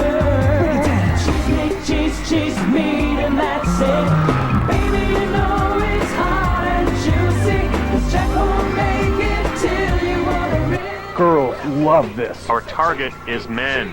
What's a target? Celebrate America's triumph as the Toys R Us Victory Tour takes over the Rose Garden December 15th at 7:30. For the first time indoors, see the U.S. national team featuring Mia Hamm, Julie Foudy, Brianna Scurry, Michelle Akers, Carla Overbeck, and more as America takes on the world. World champions and women's gold medalists for the first time ever take their game indoors. Tickets at Rose Quarter box office, all ticket masters, and charged by phone. The Toys R Us Victory Tour. And welcome back to the beautiful Rose Garden. The Portland Trail Blazers leading Houston by 6 points late in the third quarter. Now here's what the Portland Trail Blazers are going to do for every single home game. Because of the devotion to the fans, because the fans are the sixth man of the Portland Trail Blazers, we're going to pick one zany guy or gal every single home game. And you're looking at Larry Warren. I love your sign, man. Did you come up with that by yourself? No, my wife helped me out with this one, but it's a great one because Charles Barkley giving him such a hard time. Now, you know how important the fans are to the Blazers. Yes, I do.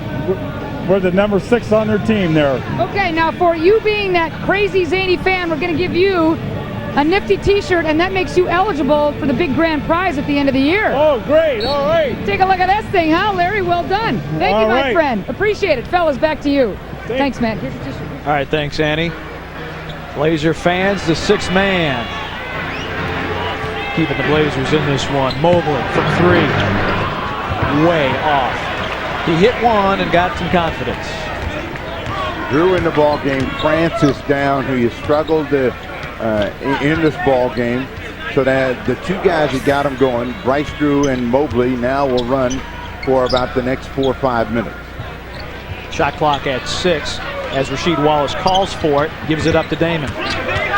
Damon's got to go and had it blocked in the 24-second violation. Now, here's where, and this has turned out to be one of those games where Portland's going to have to grind it out. They're going to have to make some good decisions. If you're Wallace, you got Barkley on your back, you're against the clock, you got to attack. Make sure you get a good shot. Blazers leading the league in margin of victory at over 10 points a ball game. You have a feeling it's not going to end up like that tonight. It's a little too tight right now for Mike Dunleavy to feel comfortable. Pippen trailing on the break will back it out. Now, you get in games, and sometimes even though you know you have an advantage, you just can't quite get a rhythm, and that's the kind of game Portland has gotten themselves in now. Turnover against Pippen. Pippen loses it to Walt Williams. Inside of 2 minutes to play. Mobley slicing down the middle. Well, the lane opened up. I mean, Mobley was going to shoot outside, and all of a sudden he saw the lane open up. 7.25 for Mobley, 17 in the game.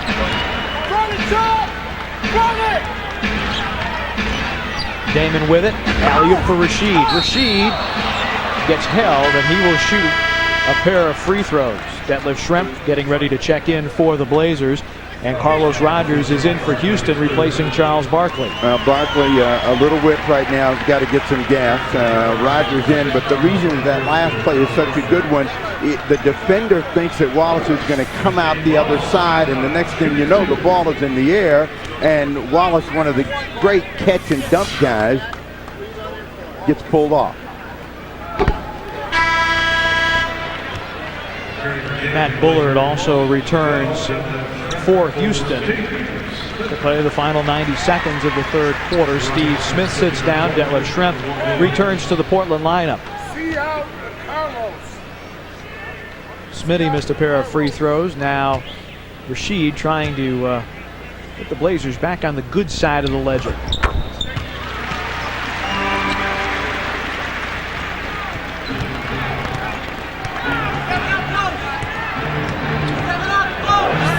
Houston keeps hanging around. Carlos Rogers fumbles that one away. Blazers in transition. Drop, lead, feed, and Scottie Pippen goes to the floor.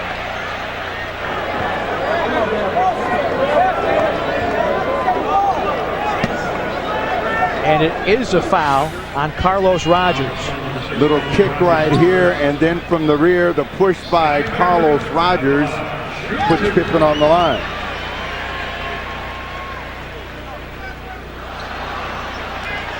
A pretty blatant shove. I mean, that's not even close.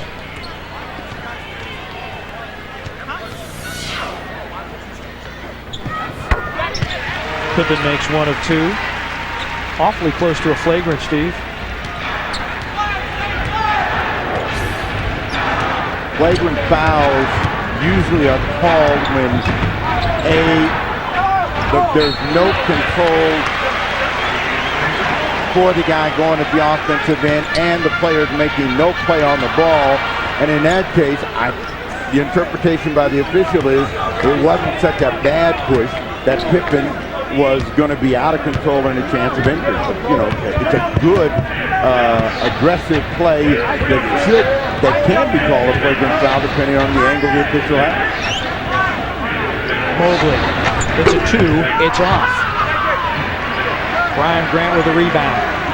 Blazers go quickly. They can go 2 for 1. Pippen. And they do get it off early enough that Houston cannot hold for the last shot. About 4 seconds difference between the two clocks. 6.25 for Pippen. 19 in the ball game. Really been a solid ball game for Pippen.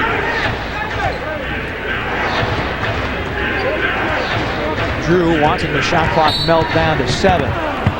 And the Blazers did have a foul to give. That's the first in the last 2 minutes. And Houston will get it, but now the shot clock is off. So Houston can hold for the last shot. Greg Anthony will return to the Portland lineup, replacing Damon Stoudemire. Anthony brought some offensive pop for the Blazers in the second quarter, and so you can look forward probably to seeing him in the fourth quarter. Now Mobley's going to go himself. He's looking at the clock right now, and he'll try to get all the way to the rim. Nice pass, but Rogers drops the ball again. Carlos Rogers has had a bad case of the Butterfingers tonight for the Houston Rockets. At the end of 3, the Blazers take an 8-point lead into the fourth, 68-61. Pippen takes the middle. Lob to Wallace for the dunk with 2 hands. The Blazers, the Pacers, and it's Pillsbury's Blazers Buddy Night. The first 10,000 fans to enter the Rose Garden through the north or south entrance will receive 1 free Collector's Arvidas Sabonis Buddy Doll, courtesy of Pillsbury. Larry Bird brings his Indiana Pacers to the Rose Garden Monday, November 29th. David Lob to Pippen for the dunk. Tickets are available now for the Blazers-Pacers game at the Rose Quarter Ticket Office and all Ticketmaster locations, or by calling 224-4400.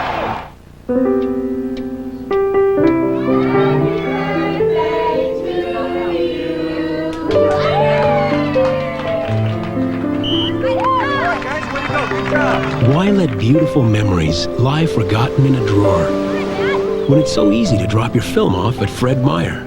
And they use Kodak Premium Processing, so you know your photos will turn out every bit as vivid as your memories. You'll find it at Fred Meyer. People call it smart, thrilling, the place for values. Toyotathon 2000, the blockbuster event filled with great Toyota values. Your ride to the new millennium is here. Are you ready to go? Now through November 30th, get 2.8 financing on Toyota's most popular models, like this legendary Camry.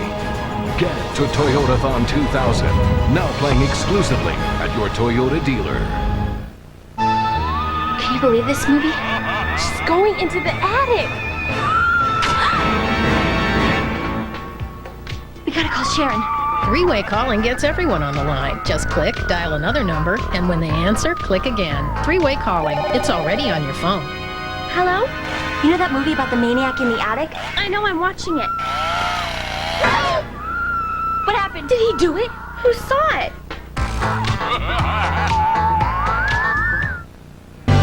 You are watching BlaserVision on a Friday night after three quarters.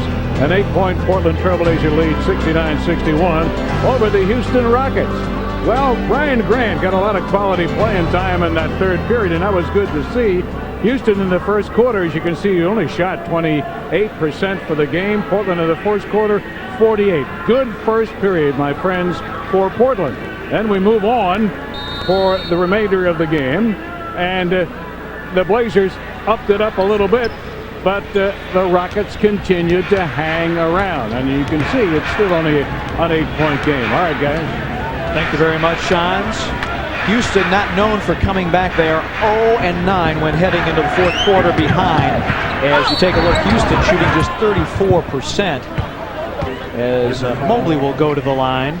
One thing that Mobley has done is dance through the defense of the Trailblazers. Portland not moving their feet and not recognizing when someone's beat out on the perimeter are giving Mobley lanes back at the line. Coutinho Mobley.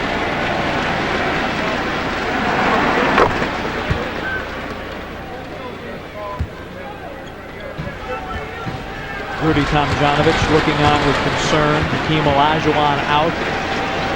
The bad right groin in the cellar of the Midwest Division. Kelvin Cato gets an offensive rebound. Mobley, he's been Mr. Everything tonight, and a foul called, and if that's on Arvydas, that would be his fifth. It is, and it is. The second chance gives Mobley another chance to get into the heart of the defense. It looked like Sabonis got to the ball first, but you know, being the aggressor, Mobley is getting the advantage for his team.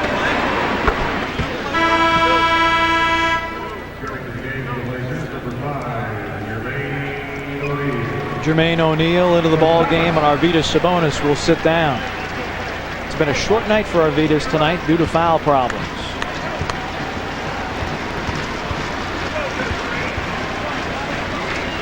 Mobley, who teamed with Michael Dickerson, a couple of rookies starting for Houston in the backcourt last season. Dickerson off to Vancouver, but Mobley stays. Mobley with 20 off the bench is keeping the Rockets close. Brian Grant backing down on Cato. Jermaine O'Neal can't get the offensive rebound. And here's Mr. Everything, Mobley, up the other way for Houston. Carlos Rogers. That was not pretty. And Rogers bumping Schrempf the length of the floor. Mike Dunleavy thought a foul should have been called. None was. Now Pippen will back down on Mobley. That's a mismatch. Scottie Pippen snags the offensive rebound impressively to give the Portland Trailblazers another possession. Schrempf, little up and under, little flip. Jermaine O'Neal again deflects the rebound, but it's Kelvin Cato with it. One of the areas where Portland is having some problems, they get bailed out by a turnover from the Rockets, is they're starting to stand and go one-on-one. Tomjanovich does a little spin around because he knew he had a big play and a chance to gain some momentum. Ball back to Portland.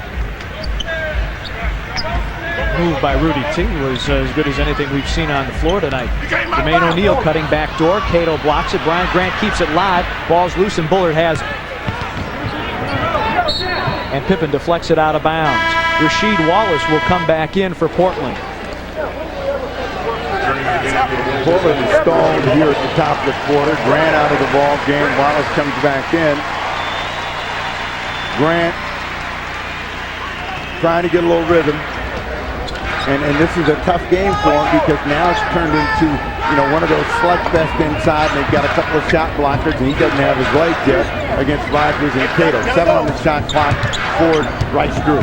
Drew driving and going glass. A very, very tough shot for the youngster. But it is a 3-point ball game. Blazers yet to hit the scoreboard this quarter.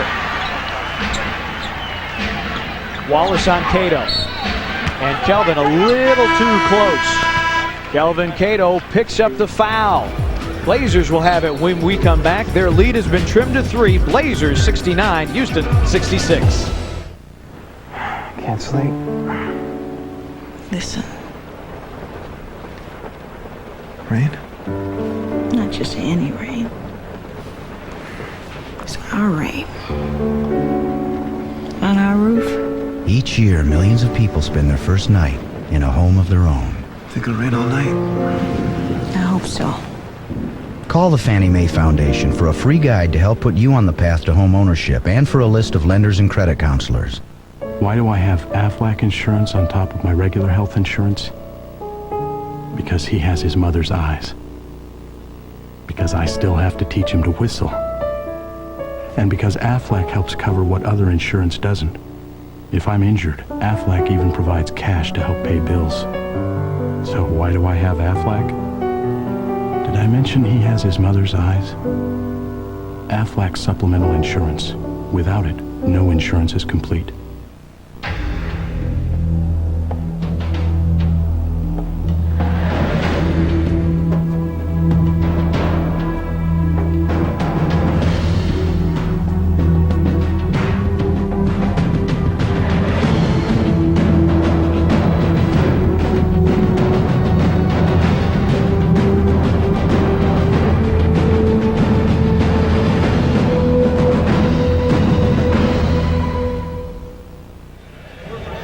Time now for the Mercado Power Play of the game, brought to you by Mercado, where the more Blazers fans buy, the lower the price. www.mercado.com. It's Jermaine O'Neal reacquainting himself with Kelvin Cato.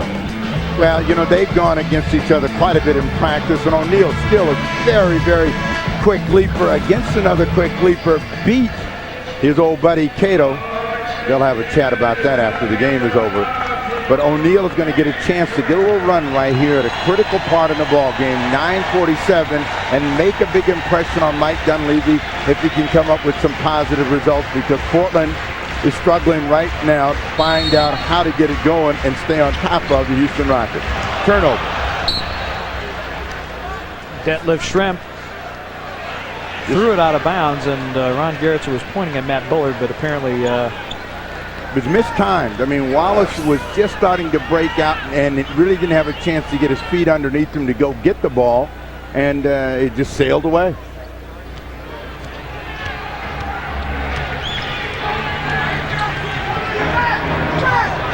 Bryce Drew working on Greg Anthony. Comes up firing, splashes it. It's a deuce, and the Blazers lead as large as 14 tonight is cut to 1. They got to get back to moving the ball, moving people a little bit quicker. Wallace. Got a wide open look.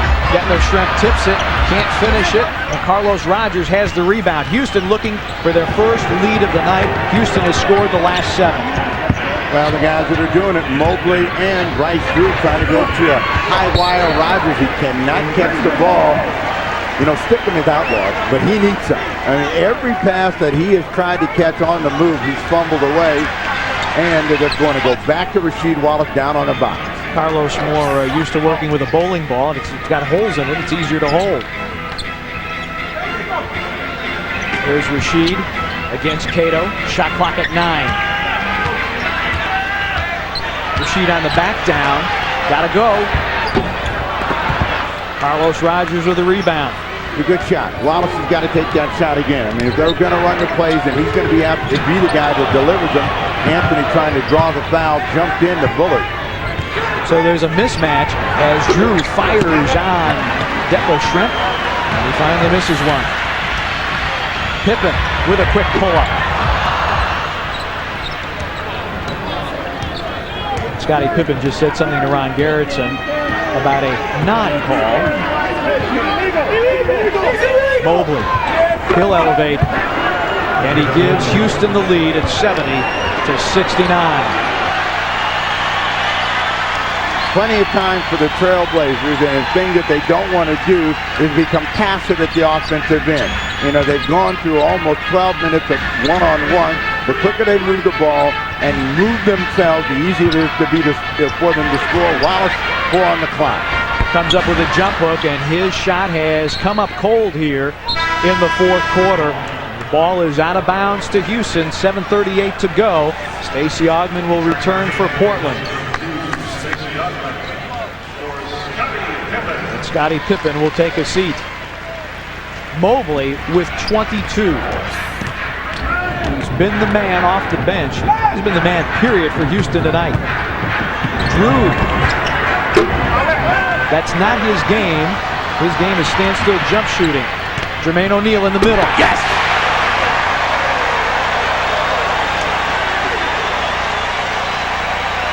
So Portland finally gets the score after almost 5 minutes of play in the fourth. Transition opportunity for Jermaine O'Neal. Mobley.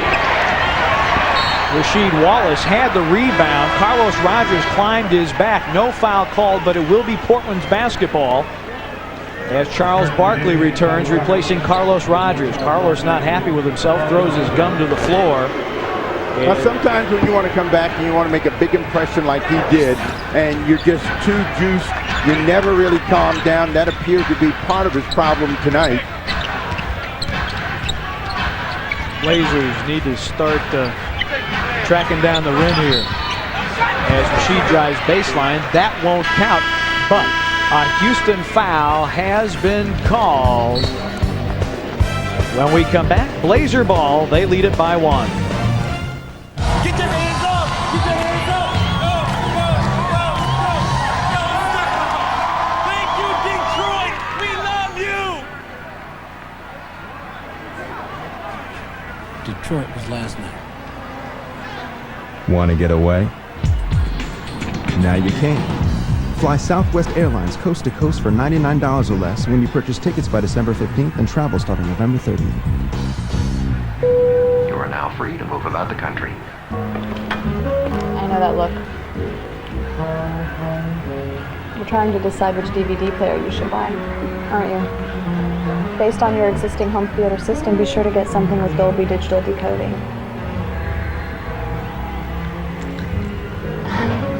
If learning about DVD players were this easy, you wouldn't need a place like 800.com. But it isn't. So you do. Call me. I'll help you set it up. 800.com. Everything you always wanted from an electronics store and more. Honey, can you bring home the milk? I will pick it up myself. I'll pick up some milk. Oh, and bacon. Some milk and bacon, yeah. Hey, Dad said to bring home some bacon, beef jerky, and some pizza, all right? Whatever. Love you, sis. Mom said to get some pizza, some fat-free lemon sorbet, diet root beer, some nail polish remover, and Introducing the AT&T Family Plan. Unlimited local wireless calls between family. Up to 5 wireless phones plus your home phone.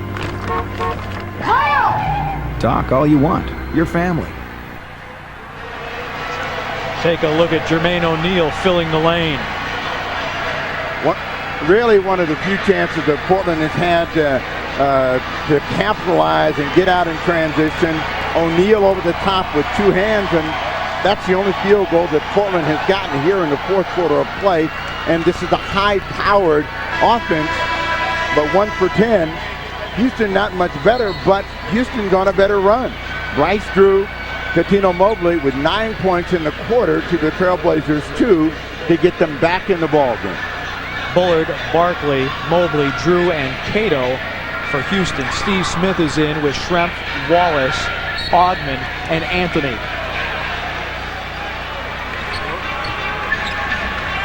Yeah, the East Coast road trip has showed Portland what it's like to have to come from behind night in and night out. Rasheed Wallace too long going glass. Good shot, though. Again, even though Wallace has missed his last 3 shots, he's got shots in deep, and where he's going to shoot a high percentage, he's got to stay with it. He cannot give up on himself.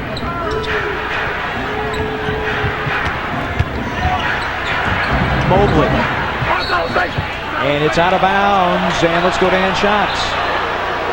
Thanks very much, Pete. You know, that last time out for the Blazers, basically the call was to really watch their spacing on offense, and as well on the offensive end, go through Rasheed, go through the post, run it through him. And as you mentioned, Snapper, good shot selection there. He's just got to keep on shooting. So watch for the spacing, watch for Rasheed. Houston with 5 to shoot. Mobley double team, ball's on the floor, and he kicks it out of bounds. The Rockets played Sacramento last week, and they really played a pretty close ball game. But what kept them from winning the ball game when it was really critical was turnovers. There's another one right there. You know when you get that ball back, 5 on the shot clock, and you don't do it. Wallace trying to get to the rim, but they steal it on the double team. Drew takes it away. Houston with 20 turnovers, the Blazers with 10. Barkley on Shrimp. Kelvin Cato in the middle. Rasheed Wallace blocked it, and a foul ball.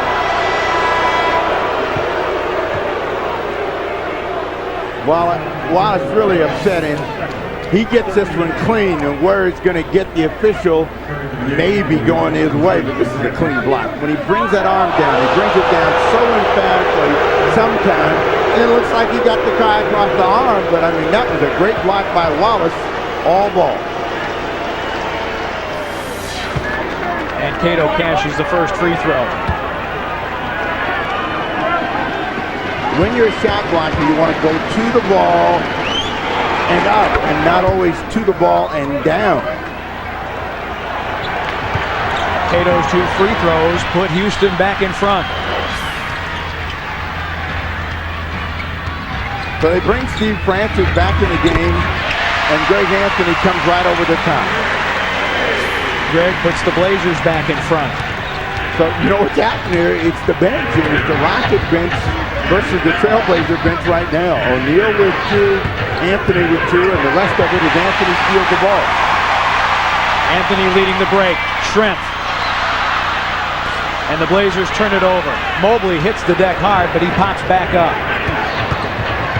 Francis with a bunny hop inside. Crowd screams for a travel. Bullard from 3. Rasheed cleans the glass, however. Mike Dunleavy with the play call. Blazers by 1. Steve Smith wants to back down on Mobley. Mobley hacks him, no call. And Steve Smith gets the basket. He wanted the foul. He won't get it. Houston calls timeout. Rudy Tomjanovich calls timeout. The Blazers in a dogfight with the Rockets. Blazers lead it 75-72. 4:36 to go in regulation time. Houston not looking like a 3-10 ball club, do they, Ann Schatz? Well, this is one game I didn't think was going to be this close, fellas. Now, I got a little tidbit for you. The Portland Trailblazers, when they are at home, have a lucky ball that they use for their home games. Now, 26 times last year, that lucky ball worked for the Portland Trailblazers. So far this year, 3 times it's worked for the Portland Trailblazers. Carlos Rogers, who used to play with the Blazers, told Charles Barkley all about this lucky ball, this lucky sphere. Barkley took 2 big pens and tried to bust into the ball, tried to break the ball, well, split it, gas it, whatever you want to call it. Barkley tried to ruin the whole darn thing, broke the big pens in half. The ball is still intact. We'll see if the luck still holds place for the Portland Trailblazers. Fellas? Thanks, Ann. That sounds like something that happens in baseball. You get superstitious. You know, when the Trailblazers won those ball games, they played well. Suddenly it's the ball. You know, these guys have just got to pick up their intensity and their whole attitude here in the final 4:36. They seem to be waiting for the Rockets to give them the game and really not making the plays that they're capable of, and that will make them change their lucky ball.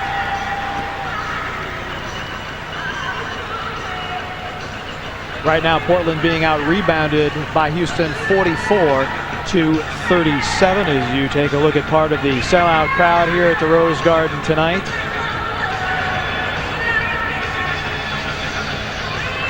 Houston has been a much better road team than they have been at home. They're 2-4 on the road, 1-6 at home. Time now for Alaska Airlines nonstop score of the night, brought to you by Alaska Airlines. They're the only airlines offering nonstops from Portland to all 3 Bay Area airports and 6 in Southern California. Tonight's nonstop score is Scottie Pippen with 19. Fans call Michael Thompson when you hear the prompt during the 5th quarter show following tonight's game. And if you call in with the name of our nonstop score, you will have a chance to win Blazers game tickets and Alaska Airlines tickets as well. Scottie Pippen, your Alaska Airlines nonstop score. Pippen had a terrific start and has been sputtering since then, but he's been noted to come up with some big finishes for the Trailblazers who have a 3-point advantage. Francis wants to pull the trigger. After a couple of fakes, he comes up short, chases the rebound down, though. That's not the play that you want to come out with after a break. Wallace makes Francis take a tough shot. Cato gets it in a collision, finishes the play. And a delay of game is Cato got tangled up. Now Cato comes up a little gimpy. He got tangled with Steve Francis and the ball could not be put in play.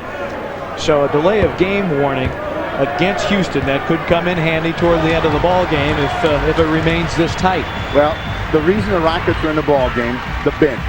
Their bench has 43 points. The Trailblazers bench has 19. Schrempf against Barkley.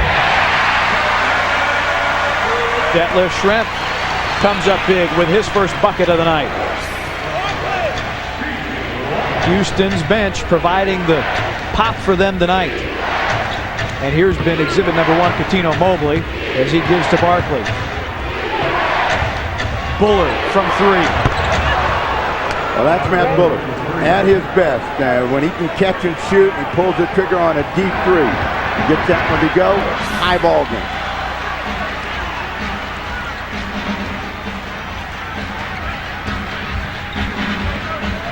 Pippen. Rasheed Wallace has it deflected away. Pippen's got it. 5 on the clock. A little bit too static right now. Pippen fighting the clock. Anthony. Quick release. And Schrempf with an offensive rebound and a fresh 24 for the Blazers. Wallace still can't find the range.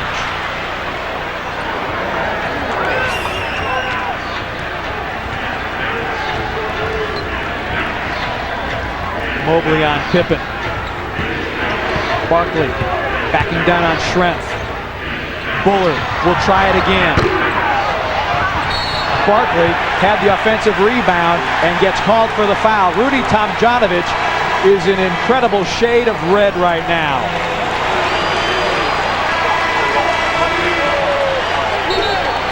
The foul on Barkley is his 4th.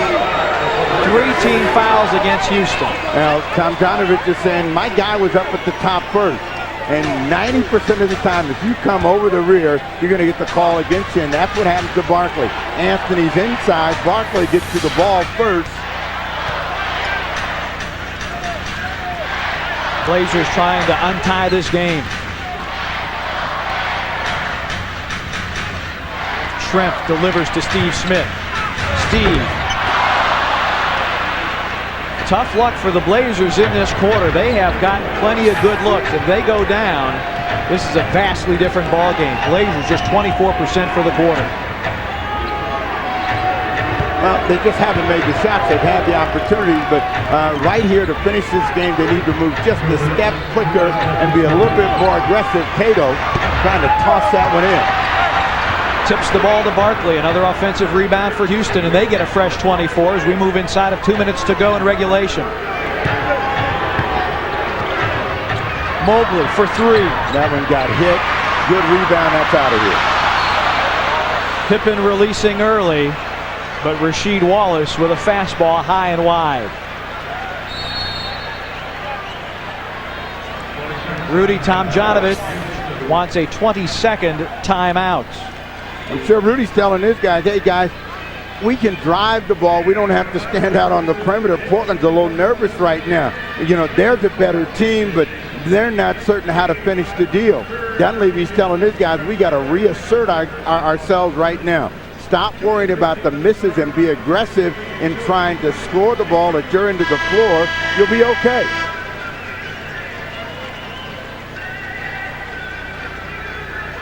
Eight points in the quarter for Portland. And the Houston Rockets have gotten all of their point production from the bench. Mobley, Cato, Bryce, and Bullard have done the damage against Portland to tie the ball game. Cato with 8, Mobley with 22. Barkley among the starters with 13 points and 10 rebounds, a double-double. For the Blazers out on the floor right now, Pippen has 19 and Rasheed Wallace has 15. Now what you want to do with Steve Francis in this situation, as we take a look at the game reset and the timeout, is make him make a decision on the move. He has not been very good in that area. Barkley may turn it over. Wallace with the steal. Rasheed. And a foul has been called. Now Wallace did one thing that you really have to like. Besides getting in the passing lane, he was going to bring this ball all the way to the rim. And he put the pressure on the defense. Barkley's been making this play all night long. Wallace steps up. Even though he's having trouble controlling the dribble, he is attacking the defense, the chance to break the tie. Mobley, the foul, his second.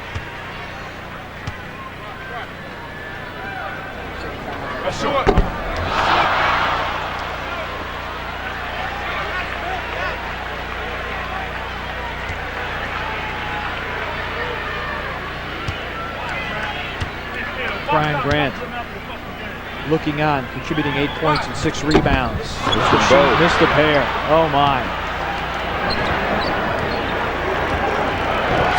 Steve Francis has a big old grin on his face. His Rocket team came in at 3-10. They came in hungry for a win. Now the problem with double teaming Barkley is he's not trying to score the ball. Make him shoot. He does and misses, and Damon Stoudemire grabs the rebound.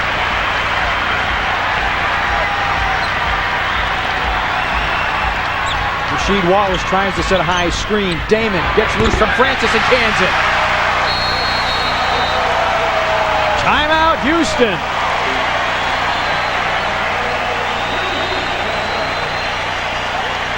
Damon Stoudemire gives Portland a 2-point lead, 79-77. As Steve, he just got enough of a pick from Rasheed Wallace for a little separation. What happened is Francis was trying to be concerned about the penetration, went too deep. He had him under control. Stoudemire pulls up, and it's a clean opportunity for him. Portland gets a little pop and a chance to go on top in a quarter where they really had a tough time making shots. Damon, 7 points on the night with 5 assists. And those two the biggest of the night. And of course, with the way Houston is shooting from beyond the arc, a 2-point lead, it's nice, but it's not money in the bank. Well, the Rockets are in a 2-for-1 situation. They got to come out of this timeout with a good, quick-hitting play and try to get a ball in the air. So even if they miss, they may have a chance to come back and get another scoring opportunity. If Portland gets the rebound, their concern now is possession, moving the ball, moving people around, making the defense react, going to the free throw line, and making the free throw.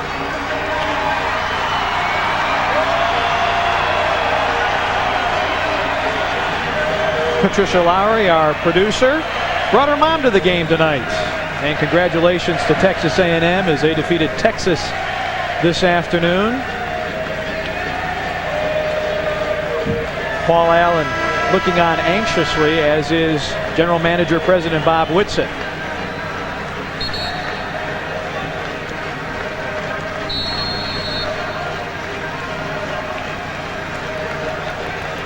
What was the score of that Central Catholic Marshfield game?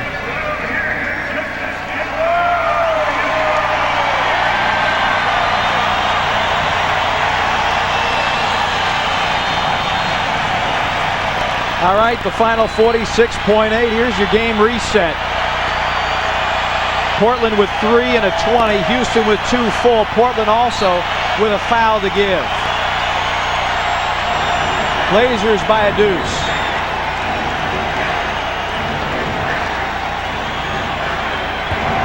Barkley. Barkley back from Bullard. Shot clock at 11. And a foul on Detlef Schrempf. Mobley saying wasn't he shooting, and Ronnie Garrison says no, so that Portland has no more fouls to give. But if you're the Rockets, you got to go quickly. This idea of trying to draw the defense when you got a bunch of players out there that are fairly tentative or playing behind the line, you're not going to get a good look at the rim. Barkley. Cato has it stripped. Cato gets it back. Blocked by Rasheed Wallace and a foul call. Detlef Schrempf flagged again. You see, you're watching. Cato does a good thing by cutting to the basket, but the ball pops right back up to him. Look like anybody touched Cato, but in that kind of traffic, Cato gets the benefit of the doubt.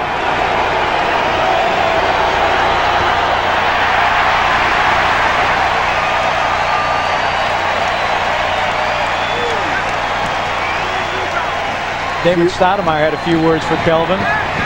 Rudy Tomjanovich tells these guys, miss or make, you foul the Trailblazers. The sixth man raises the roar. Cato splits the pair, so Portland with a 1-point lead.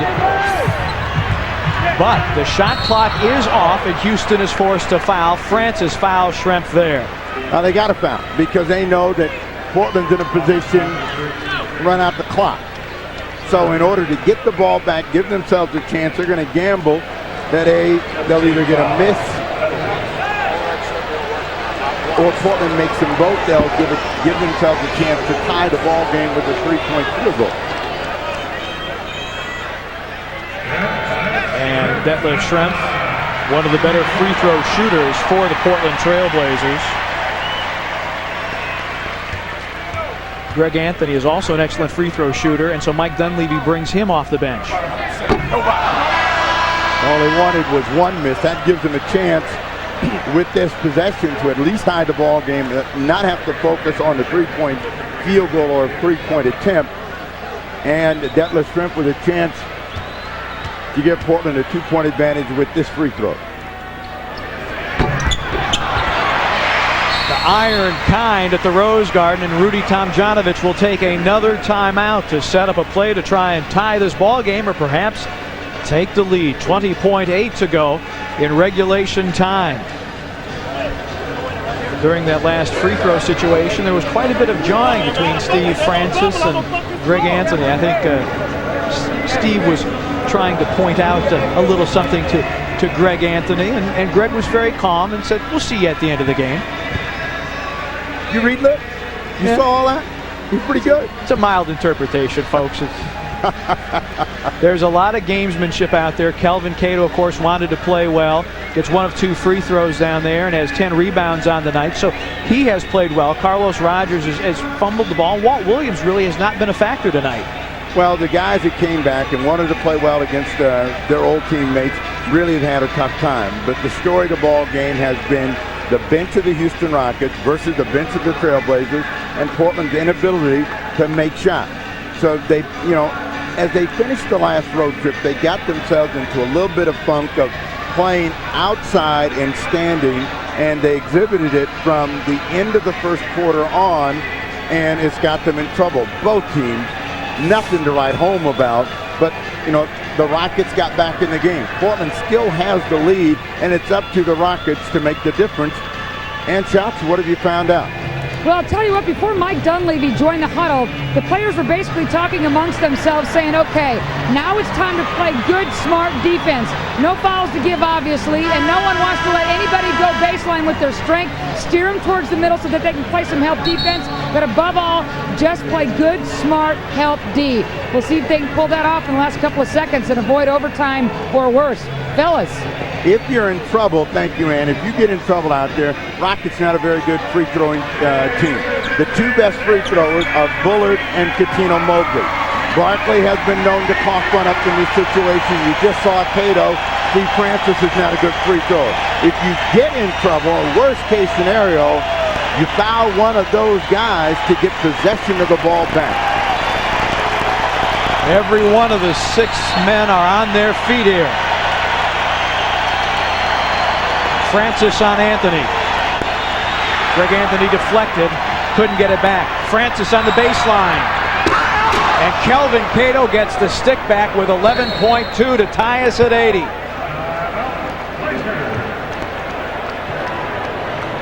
Very aggressive play by Anthony defensively after the ball got loose, leaves Francis the baseline.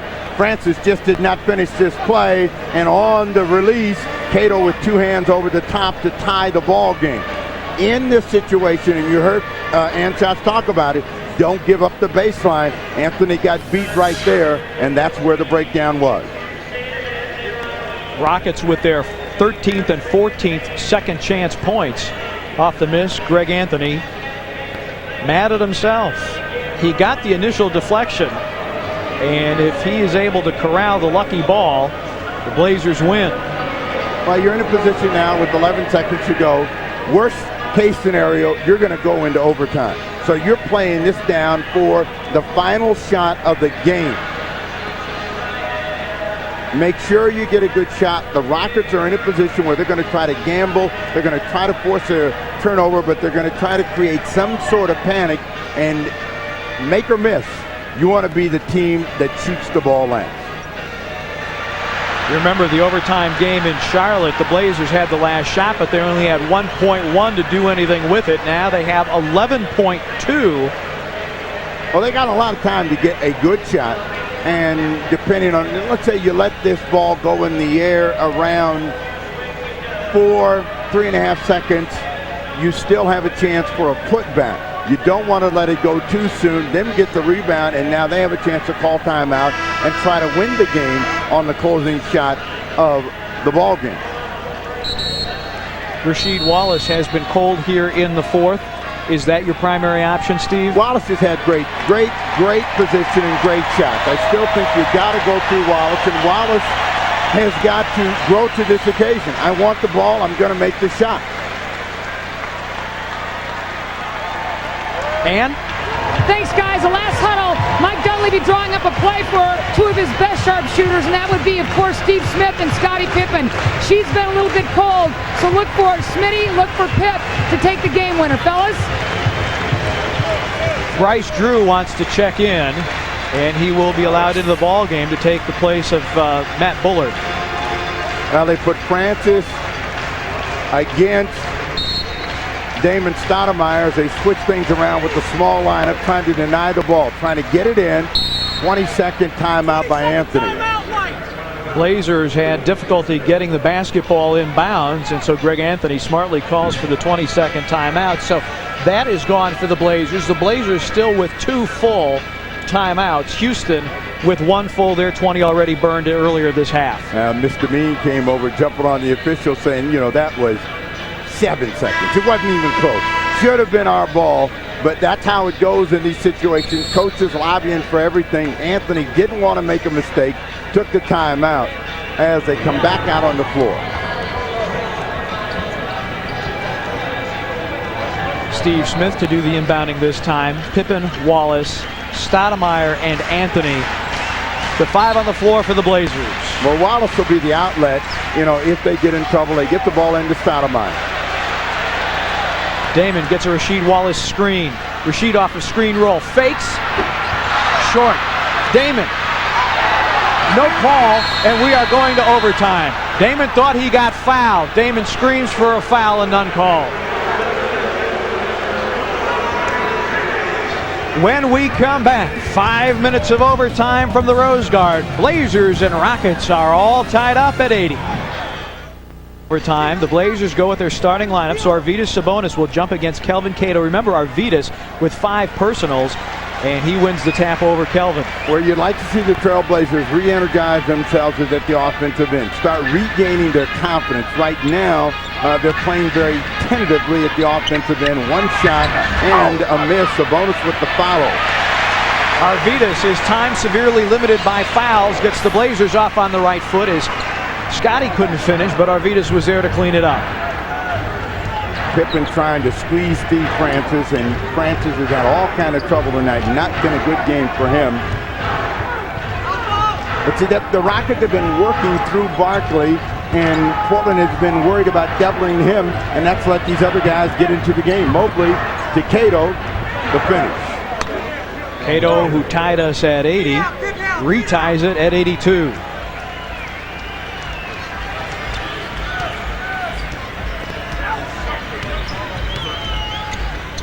Steve Smith comes up firing and hitting. It was Steve Smith who hit tough shots down the stretch in Charlotte to help the Blazers to that win. Again, trying to get a mistake out of Francis. They're going to come back with the same play they've been running. Go through Charles Barkley, make the defense react. Charles, Bullard from three. Wallace with a weak side rebound. Damon with a burst of speed to the rack. Bullard with a rebound.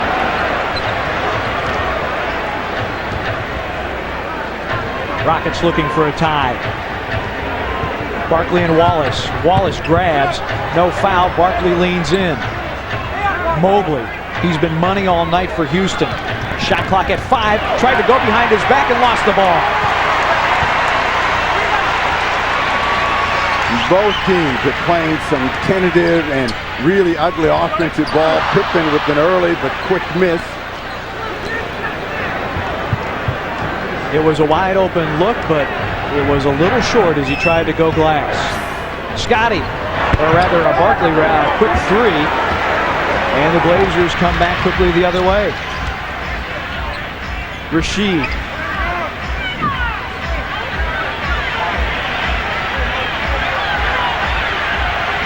Rasheed, shot clock at 9. Arvidas. And the long rebound to Francis. He's going to push. He doesn't have numbers. He goes in on Damon. And a foul on Damon Stoudemire. A good early foul. That's going to keep Steve Francis from getting to the free throw line. And Francis only had one thing on his mind, beating everybody in white back down the other end of the floor. And this foul bails Portland out.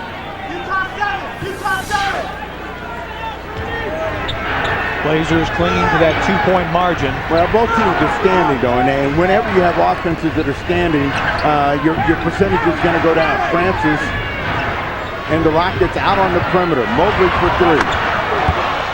And he triples the Rockets up 1. Mobley with 25, matching his season high.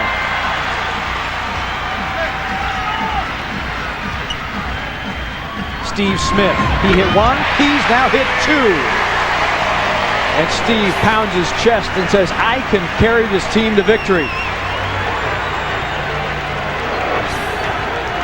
Blazers looking for a stop. Francis double team. Bullard looking for a little help. Yeah, funny thing about Mobley, he's playing against Scottie Pippen, who was his favorite player growing up and having a great time. Francis a turnover with a bad shot. He forces it. Rudy T wants a foul. He'll get none. Smith thought about a 3. He'll go with a deuce. Got it again!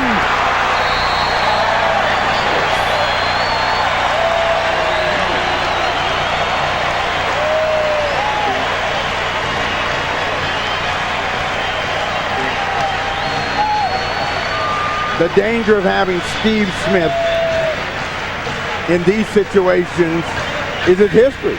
He's a big moment player, and right now he's ready to finish the game for the Trailblazers. He's come out in this overtime being aggressive at the offensive end, made all 3 attempts, and has got the crowd believing that they can pull this one out one more time with the 3-point advantage. Smith, 15 points and 5 assists.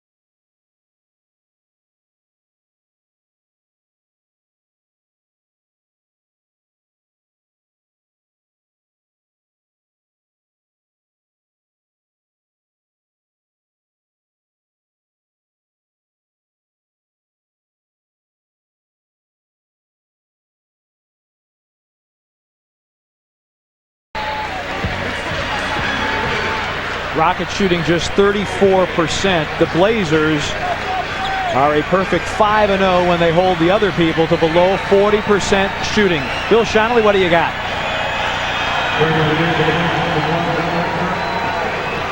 Well, Rudy Tomjanovich is not going to change a thing.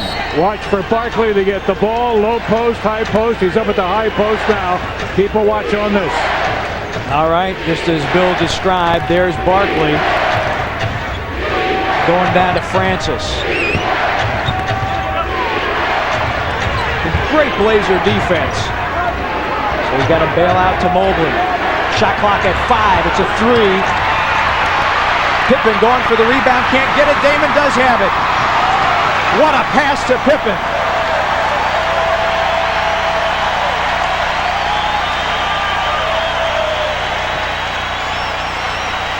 Steve Smith against Bullard. Smith wants the ball and wants a clear side, knowing he's going to be able to get a shot. Flat with that one. It's over the backboard, and so Houston will get it back with 31-8. And Houston will call for a timeout. Steve Francis with words for Steve Smith. Steve Smith, if you meet him off the court and you talk to him, like Rudy Tomjanovich, a consummate gentleman, but anytime you get Rudy T, for that matter, or Steve Smith in the confines of the 94 feet of hardwood, they are exceptionally fierce competitors. There you see the game reset story. Houston 1 timeout. Portland with 3 full, no 20s in overtime, and both teams had used their 20s earlier. Well, the Rockets are playing like the Rockets have played for the last 4 years when they were successful. Forcing a double team, shooting the ball over the top of the defense. I have said that this is a team that needs to change that way of playing basketball, but it's got them back in the ball game. Mike Dunleavy just told his team as they came to the floor, everybody stay at home, make them shoot over the top, and shots, are you in the huddle? That's exactly right, Snapper. Thank you so much. Stay at home and do not, under any circumstances, give up any threes. That's what Dunleavy's telling his guys right now. No threes and stay home on defense. They're specifically talking with Damon, too, because they know Francis, if he gets the ball, may try to post up Stoudemire down low or even try to blow past him. Shans, what do you got from the Rockets huddle? Well, from the Rockets' point of view, watch out for Tim Bullard. The big guy from outside, Matt Bullard, I beg your pardon. It's a 3-point game. The Rockets are going to go for it, apparently. Let's see. They live by the 3. They die by the 3. They know that they've been struggling, but the 3 has kept them in the ball game. Bullard has the ability to make that shot. So does Bryce Drew, and he is out there as well. But the Rockets, it's almost the worst percentage shot you can take, and in this situation, they still have plenty of time. If they get a quick-hitting play and score, they're only down 1. They can come back and foul Portland. Bullard, if you're wondering, is 2 of 6 from 3. Francis drives the baseline and dunks as Rudy T wanted to have the Rockets go quickly and get 2 for 1. And the 2 clocks were just about synchronized, and a foul on Houston as they had 1 to give. They had 1 to give. They stopped the clock. They're going to have to foul again to get possession of the ball. Now you got to pick your poison and which guy you think is going to cough up the miss for you. Mike Dunleavy will call a full timeout here. He wants to make sure that he has his best free-throwing squad on the floor here. 22.9. The shot clock is no longer a factor. What's a factor is possession of the ball. Portland has it. They have a 1-point lead. The Rockets know that Portland can run out the clock, so Portland should try to spread the floor. But Francis quickly and wisely attacked to get the 2 points and give the Rockets a chance to maybe get a mistake from Portland, somehow steal the win here. And you saw Greg Anthony back out of the picture, not wanting to give up the foul and the potential 3-point play. I mean, anytime you're in that situation and you're ahead, you want to make sure that the opponent makes the basket. You're going to get the ball back. Now it's on them to get the ball back from you. The game is over.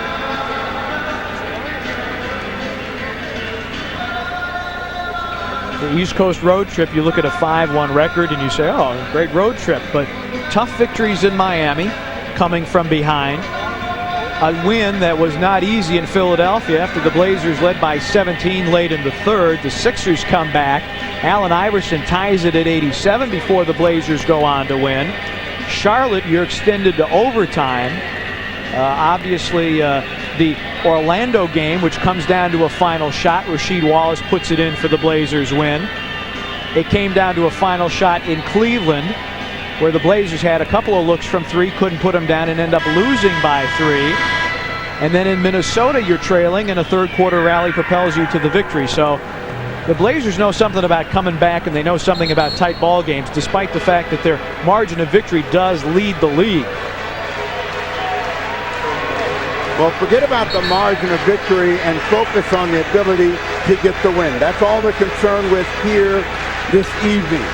And the number one thing now is to get the ball in play, use as much time. You know the Rockets are going to try to gamble and steal the ball, and if they don't make a steal, they're going to foul. They're going to pressure Shandon Anderson back in the ball game, Kelvin Cato down. They don't have any shot blocking, so you know they're going to try to get to whoever has the ball very quickly. Greg Anthony, Damon Stoudemire, Pippen, Wallace, and Smith, the 5 out there for Portland. Greg Anthony to do the inbounding. And Steve Smith. Well, they were able to let Steve Smith get it. They got a foul, and they finally foul Damon Stoudemire. But Smith almost lost control of that ball in the catch. Remember earlier, Houston had forced Portland to burn a timeout because Portland had trouble inbounding the basketball. And the Blazers did have a timeout, but did not want to take it there. So Damon to the line for the season, 83.3 from the stripe.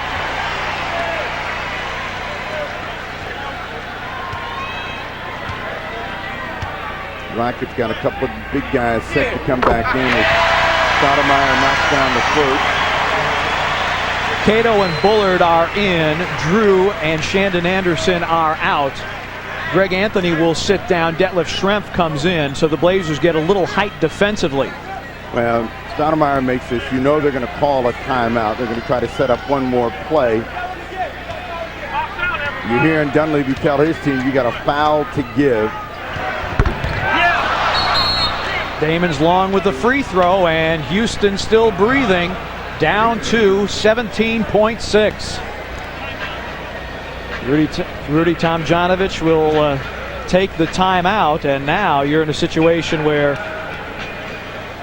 you definitely do not want to give up the 3 because you could potentially lose the basketball game, but you don't want to give up an easy score by any stretch. Well, it's not a question of 3 or 2. You got to play solid defense. The Rockets need to have 2 possessions to try to tie or win the ball game. So they're going to try to come with a quick hitting play. They're not in a situation on the road where you're going to hold the ball for the final shot and hope you get a tie or a win. So they're going to come with something quickly, a quick hitting play. Portland's got to react. They've got a foul to give. If somebody gets out of position, use that foul, then come back and play solid defense. Make sure that the defense is ready to defend the ball coming over the top and then rebound it. Great seats are still available to see your Blazers take on the Indiana Pacers on Monday. That's the 29th of November. The first 10,000 fans through the Rose Garden's north and south entrances will receive a free Arvydas Sabonis Blazers buddy courtesy of Pillsbury. You can get your tickets now for those great seats. 224-4400. Bill Schonely, what do you got from the Houston side? Well, a little while ago, they were going to go for the 3. Then the second option because the Blazers overplayed the big guy. And now they're going to do it again. Bullard, in all probability, will have the ball. They're going to try for the 3. That's the game plan. Well, the Rockets are out of timeout, and this is a huge gamble because if they miss this shot, if it's a 3-point shot, Portland gets the rebound. They've got to come back and foul. Now they're playing that odd number in possession and shots. Okay, fellas, Mike Dunleavy just saying exactly what you guys have been saying throughout this tight fourth and overtime period. stay home on defense. Fight through the picks. Don't switch unless you absolutely have to. Stay home on defense. Watch Bullard. Obviously, don't give him a look, but really battle hard through the picks. Guys, let's see if they can pull it off. Mobley, Francis, Drew, Bullard, and Barkley, the 5 for Houston. Anthony checking Steve Francis. Well, Francis in these situations usually goes on his own. He is the guy that likes to finish the play, trying to make a big play, get a foul against Stacey Augmon. Augmon stripped Francis from behind, so Francis will go to the line for 2 free throws with 8.5. When you come into the league with the reputation of being a big game finisher, then sometimes you don't recognize that you aren't. And Steve Francis hasn't finished a lot of games in his young pro career, but he's challenging. And he challenges the defensive Augmon, gets the foul, has not been a great free thrower so far. Francis for the season just under 77%. Arvydas Sabonis will return. Augmon down for Portland. Cato also at the scorer's table for Houston.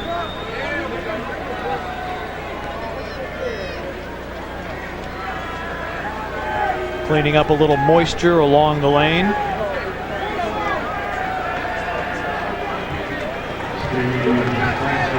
Francis has hit for 5 20-point games. Tonight he's been held to just 9. And the 6th man raises the roar.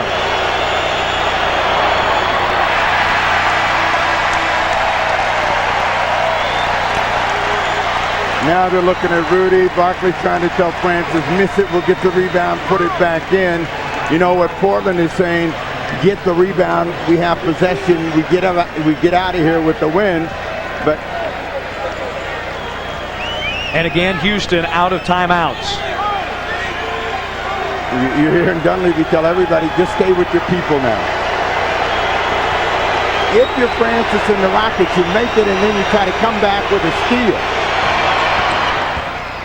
And that's exactly what Francis does. He makes, so the Blazer lead is 1. And Charles Barkley, Mike Dunleavy wanted a delay of game, and that would have been a technical foul because the Rockets had a delay earlier, and now Rasheed Wallace and Cuttino Mobley get hooked up. Whistles blow, and cooler heads prevail. Now, Mobley was trying to draw a foul, and these guys are from Philly, having fun with one another. Now they're in a situation, 1-point ball game. You're going to get free throws. Steve, get out of there! And Rudy T has his team huddled over by the bench. He doesn't have any timeouts left, and Mike Dunleavy is off the bench.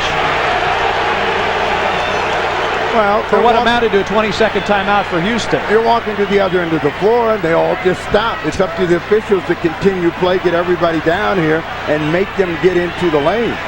On a very busy holiday travel weekend, that was a detour to be sure. Francis the foul, his 5th. Anthony at the line.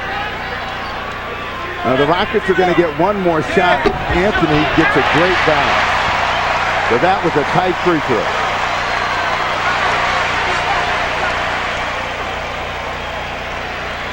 He was money down the stretch in Charlotte.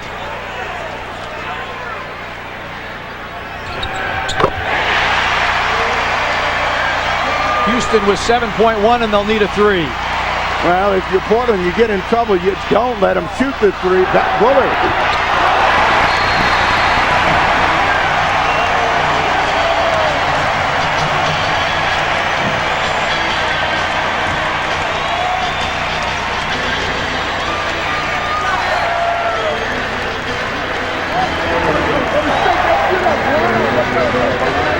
It wasn't easy on the heart, but the Blazers defeat Houston 91-88.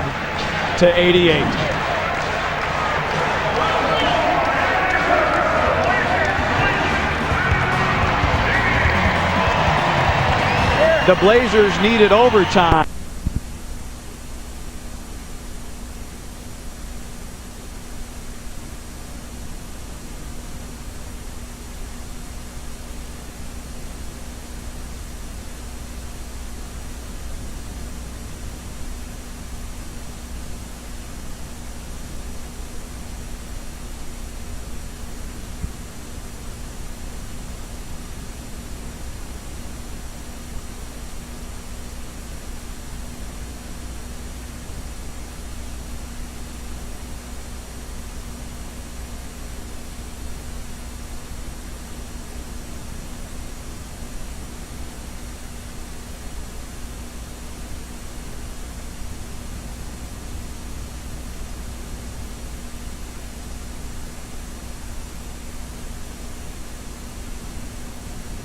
supportive of basketball and all the years I've always came here.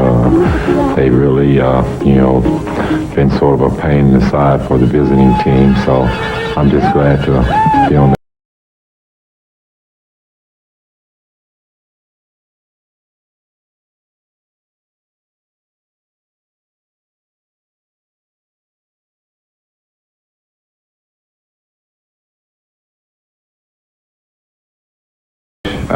especially here in Portland, our fans have carried us through a lot of victories last year, and we're expecting the same this year.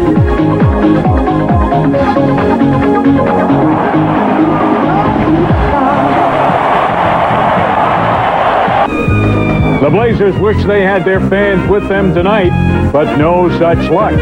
Portland fans will be few and far between in the brand new Staples Center in Los Angeles. It's the Blazers and Lakers getting together for the second time this season. Just around the corner now on KGW TV and the Blazers television network. Don't go away. What if shopping for furniture was less like shopping and more like the actual furniture? Comforting, soothing, and anything but hard. Unlike other stores, at Lazy Boy Furniture Galleries, we know that to be truly comfortable with your furniture, you need to be comfortable with where you buy it.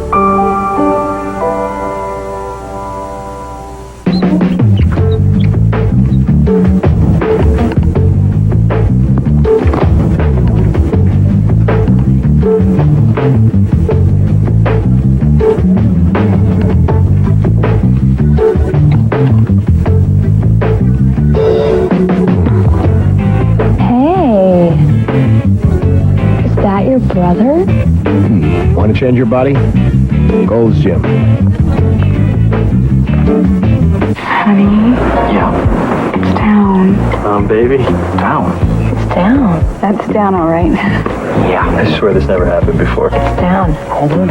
It's down. It's way down. I love this. Sometimes down is good. Presenting Mercata, the new way to shop where prices go down while you watch.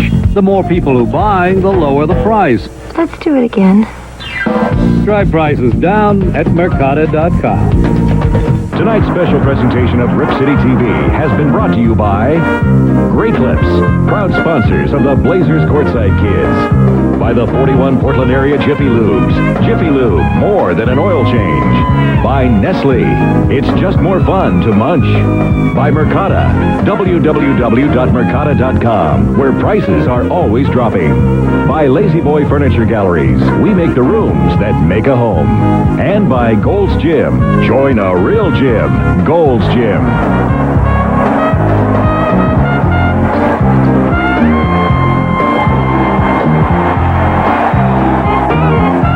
That's all the time we have tonight on Rip City TV. Be sure to join us next month. We'll be back on January 19th. The basketball and shopping seasons are well underway, and we hope you'll visit the studio store here on the Rose Quarter and show your Blazer spirit. From all of us.